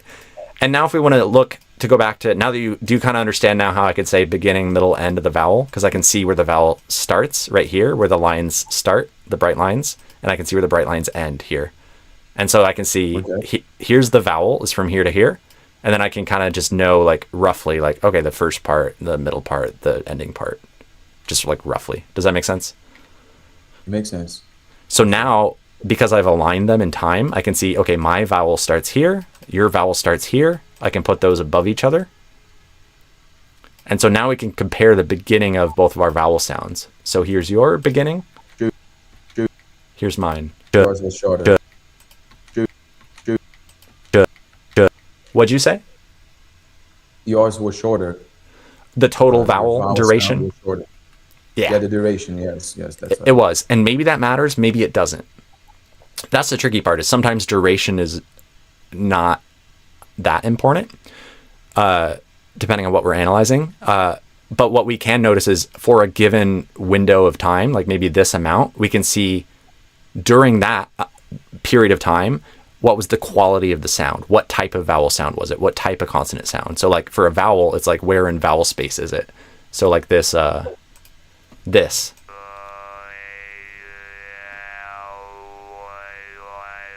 Because any of these vowel sounds could have any duration. But during that time that it's happening, in that instant of that vowel sound, it's like, what kind of vowel is it? Where in vowel space is it? Does that make sense? Yes. Okay. Because that's what I'm checking. The sound of a synthesizer. Say again. Right? That's the sound. I'm hearing the sound of synthesizer over there. Yeah, but can you right? perceive it as vowel sounds, or is it? Actually, I have a little bit of difficulty in doing that. Okay, so let me try to help model that. Vowel sound. So that's E and I. Can you kind of hear the difference? And if we compare it to I oo, hear the difference, but when you do it with your own voice, I can hear it clearly. yeah, I'm probably used to it because I've been listening to synthesized things more. So maybe it's like an acquired skill, kind of. And maybe it's also like the quality of the audio through Zoom or something. There's a chance it's filtering something. Maybe. But yeah, play with the tool on your own and see if that helps. And otherwise, yeah, it may just be you have to get used to it. But yeah, it's definitely, we're more used to hearing a human voice than a kind of robotic synthesized voice. I actually have to use the bathroom. Do you mind if I take just 2 minutes? Or if you need the bathroom or water or anything? Do you still have time if we take like a 2-minute break real quick? And I can come back and keep going if you have time. Actually, Or we can wrap up if you need to go. yeah, I think I might need to go. I really Okay. appreciate all Yeah, the let's wrap up advice. then. Happy to help. Yeah, thank you so much to meet you, sir. Yeah, nice to meet you too. Yes. And you don't have to call me sir. I appreciate the respect, but Yes. How old are you? How old are you? I'm 34. 34. Okay, so I'm the elder here. Yeah, right. Maybe I should call you sir. No, but yeah, no, that's No, kind of you don't overly need to. formal Yeah. for what we need, Push. but I appreciate it. Yeah, I just wanted to show some appreciation for the help you give me. Yeah, man, happy to help. Tamo junto. Happy to be Tamo able to junto. help. And yeah, rooting for you. If it ever makes sense to become a client, it's not always a good fit financially for people in Brazil, but I'm here to help deeper in that way if that does help. But otherwise, even for free through YouTube and the content and the tool, like hopefully that can help you regardless. And I'm rooting for you no matter what. Yes, for sure. I would love to continue going with the call and the help you're giving me. It's just that I have a class. Oh yeah, no worries. You gotta focus on that. That's a priority. Yeah, at 5. So thank you so much, sir. Okay. And let's keep in touch. I might sign for your program. Sounds good. Yeah, if it's a good fit, I would love to help, and I'm happy to answer any questions. For sure. Thank you, Will. Yeah, happy to help, Derek. See ya. Bye bye. Have a good one. Bye, you too. Thank you. All right, let me pop back over to the YouTube live here. Awesome. So I gotta use the bathroom, and then we'll see in like 2 minutes when I'm back. I don't know if I'll wrap up or help someone else. If you guys want to hop on the live, leave a comment here in the chat on YouTube, and when I come back, I'll see if anyone else wants to join, and then we'll see what we do. But yeah, I need to use the bathroom. I'll be back in 2 minutes.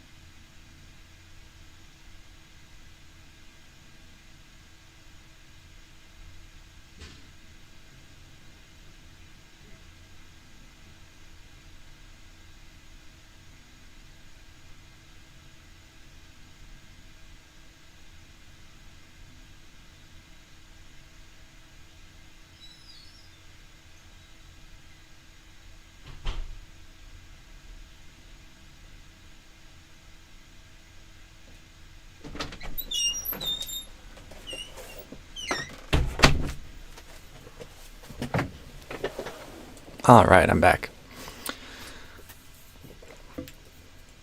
Drink of water, then I'll see what we got in the chat, and I'll decide if I'm going to keep going or wrap this up.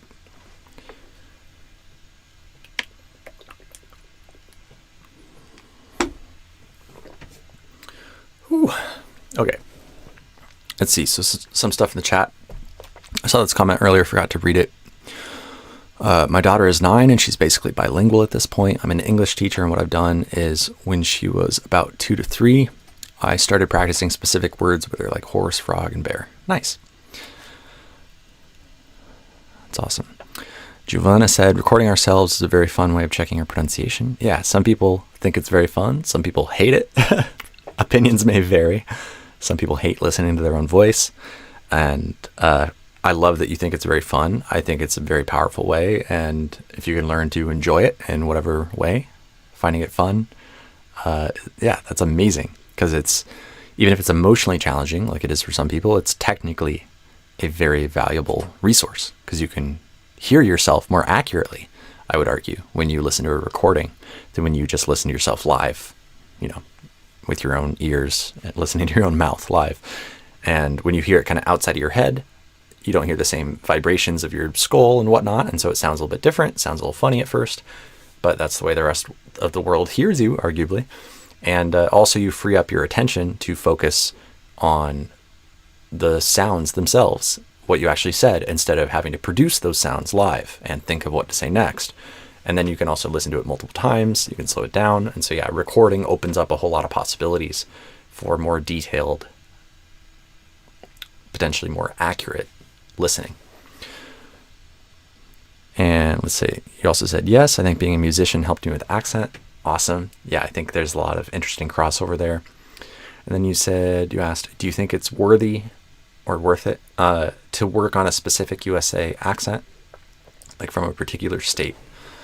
Potentially yes, potentially no. Depends on your goals. There's not a right or wrong answer. And you can always change your mind later. You can learn little bits of lots of things. And it can be kind of a living thing. And most people won't actually end up sounding, 100% like a native from a specific place anyway. And so, like, it just depends on what you're interested in and how deep you want to go. And I think that you can think of it like, what are the people and communities that you find interesting and that you'd like to get to know deeper? And you can spend time listening to those and potentially imitating those and getting to know actual people from those communities. And yeah, just becoming closer and closer to that way of life, that way of thinking, that way of speaking, including the accent, if that's interesting to you. And so it depends on your goals. But I personally love doing that. And I don't necessarily have a specific like Portuguese accent as far as like which part of Brazil that I'm necessarily aiming for. My wife is from São Paulo, capital. And so that's a big influence on me. But before meeting her, I kind of listened to people from all over and didn't have as strong of a kind of a bias as far as what I mainly heard in my day-to-day life. I'd hear people, on the internet from all sorts of places, including like Porta dos Fundos. So I'd hear a lot of Carioca accents and some other ones too, And I think sometimes it's interesting to hear lots of different accents and then to intentionally try to notice the differences and compare them. So I'd notice like, tá, o S tá, chiado em sotaques do Rio, né? Mas também pode ter outros fatores. Vamos olhar o T em alguns contextos específicos. Vamos olhar o R. Vamos olhar as vogais, que às vezes as vogais são diferentes, tipo...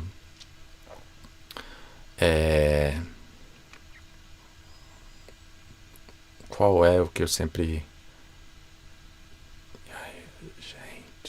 Gente... Tô tentando lembrar, tinha algum exemplo. Faz tempo que não imito sotaques cariocas. Anitta... Eu acho que uma vez eu analisei um vídeo da Tata Werneck falando algo... Tipo, fazendo uma entrevistando a Anitta. E quando ela tava fazendo, tipo, a parte no começo, tipo, não, não, não, não, não, Anitta, tipo, bem-vinda, vem aqui, Anitta, qualquer coisa que ela falou, não lembro. Eu lembro, eu botei o áudio no Audacity e analisei as vogais dela. E quando ela falou Anitta, não falou tipo I, falou algo tipo ia, ou algo assim, Ania, Anitta. E eu lembro de analisar isso, tipo, parte por parte. A primeira parte da vogal, parte do meio, parte final do I, carioca dela, que não foi apenas I, foi algo diferente, bem mais específico. Tipo, Anitta. Eu achei bem interessante. And so yeah, Giovanna, did you have contact with Northeast accent? I'm from Pernambuco. Vowels very open. Yeah, I've heard many Northeastern accents from Brazil. So yeah, from Recife, from Piauí, from a bunch of different places. Oftentimes from, celebrities, people on the internet. So like Whindersson from Piauí, Duda Beach. I forget if she's from Recife or which. I think she's from Pernambuco, somewhere. And so like I've heard her accent and her music a lot. I've met people from Recife as well in my own personal life. And yeah, that's one of the accents that I can often recognize. It's a very particular accent. I like it. Yeah, so I think I'm going to wrap up today's live, but hopefully this is helpful for everyone. And there are links below this live. If you're watching this on YouTube, or if you're on Instagram, you can check the link in my bio. But if you want to become a client, there's links to do that. If you want more free help, there's links to do that. So whatever extra help you'd like, if you would like more help, I'm trying to find ways to provide it depending on how deep you want to go.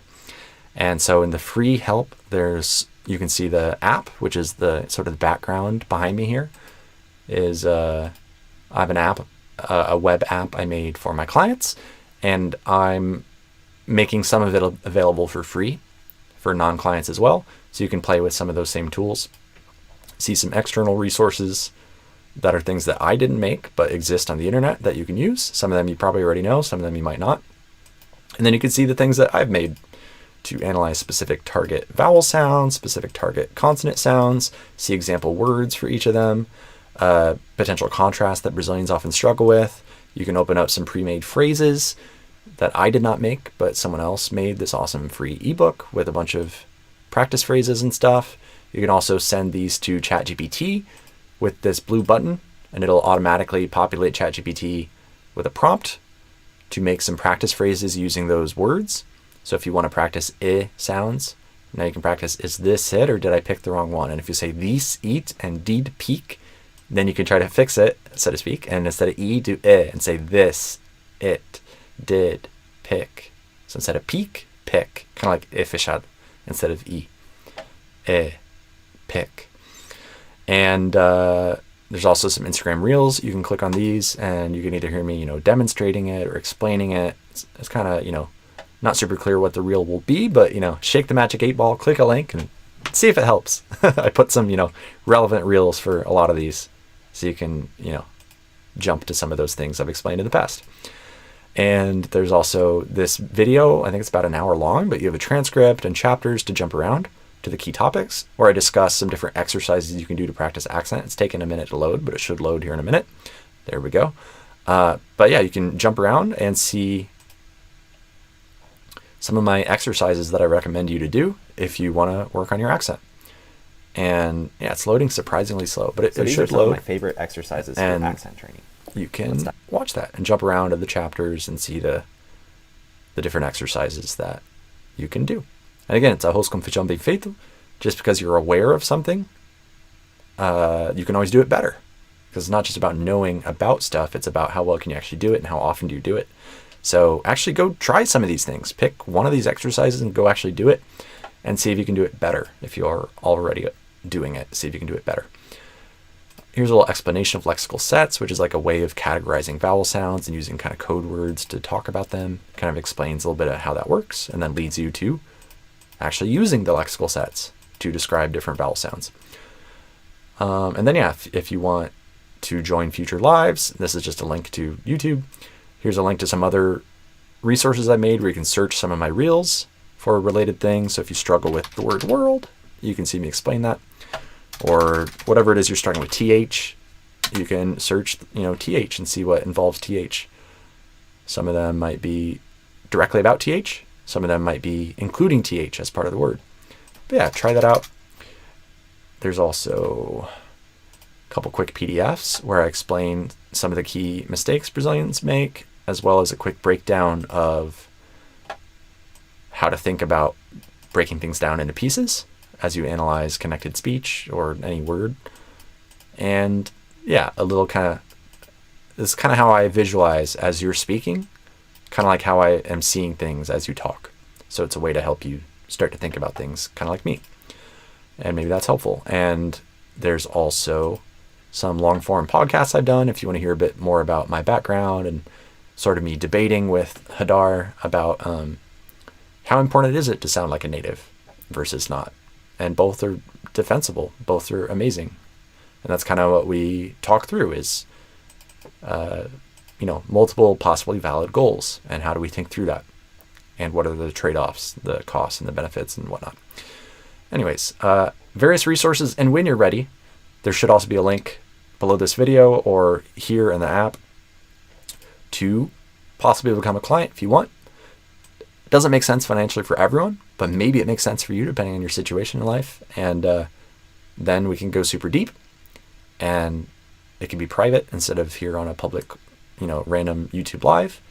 And we can have a longer term, deeper relationship where I listen to you and help you, kind of like you saw me do today. But as a private client, hop on a Zoom, every week, give or take, or more or less, depending on how things are going in life. But roughly weekly, and you have access to my WhatsApp, and I help you. And as simple as that. And you can see more about how the sessions work here at this link. I got a little 5-minute video that explains it, as well as some client testimonials and then a quick little application if you do want to become a client. And if you're not ready yet, you can send me a message here if you have questions about the program. This will open my WhatsApp. You can also start with this smaller offer, which has a satisfaction, a money back guarantee on it. So it's cheaper. It's $300 instead of $1,000 to get started. And one sec, I gotta answer this call.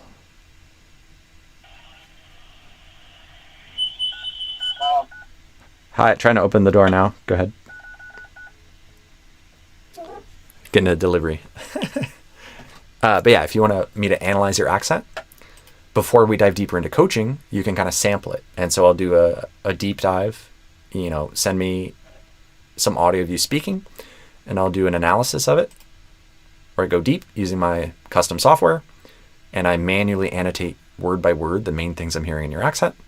So it looks something like this in my software, and then you can navigate that and see what are your most common patterns where you're messing something up, and what are the key words, and then you can send that to ChatGPT to practice those words if you want. And so that's what I do in my software for your audio that you send me. So that's the personal accent analysis part. And then we hop on a one-on-one Zoom call where I walk you through the main things I discovered and give you some coaching. So you start to see, what does that actually feel like when you're practicing in an effective way? So we take at least one of those things typically, and we actually work through it together. So it's like if you're currently saying CD instead of city, it's like, okay, instead of C, we want to do se, kind of like é fechado instead of vi, do português. City, can you hear the difference? Can you say the difference? Amazing. And then we start putting it in sentences and improvised situations. And that's kind of the full journey in a way, just explained really quickly. But we actually do it live and walk you through how to build the habit for saying something in a new way. And then seeing kind of the path of like, okay, then you'd apply it to other words, more situations, more phrases, until it eventually becomes part of you. And we're trying to move, up this pyramid. So we take something that's red, or you're messing it up without realizing it, to yellow, where, you're becoming aware of the gaps, to green, where you can say it in the new way if you focus on it, and eventually more and more into blue, where you can say it in the new way even when you're not focusing on it as much. And so that's the ultimate goal. And so that's what we try to start doing with this personal accent analysis, is show you where the gaps are, and especially where the biggest gaps are that are jumping out to me the most. And then we start in that one-on-one Zoom call actually exploring how you can start working on that. And hopefully the goal is that is valuable for you by itself, whether you continue working with me or on your own, whatever you do after that, it should be valuable by itself. And if you don't think it was good enough for whatever reason, I give you your money back. So it's a fairly low risk offer. Good way to get started and see if we like working together. And then if you do like it and you want more, then we credit that $300, the $297, towards your first month of one-on-one coaching. So you can check out the details again at the links, see some testimonials and stuff. And if it seems like a good fit, if it's too much of a stretch, if it's going to put you in a bad financial spot, of course, don't do it. Hopefully I've got enough free content here to get you moving in a good direction. But if you do want that extra support and it makes sense for you financially, I would love to help you. If you have questions about it, just let me know. And maybe I'll see you on the inside. Maybe you'll become my next client. I'd love to have you if it makes sense. But either way, I'm rooting for you. And happy to help in whatever way makes sense for you. All right, I'm going to wrap up with this live. Great to have you guys here. If you'd like more help, let me know. And talk to you later.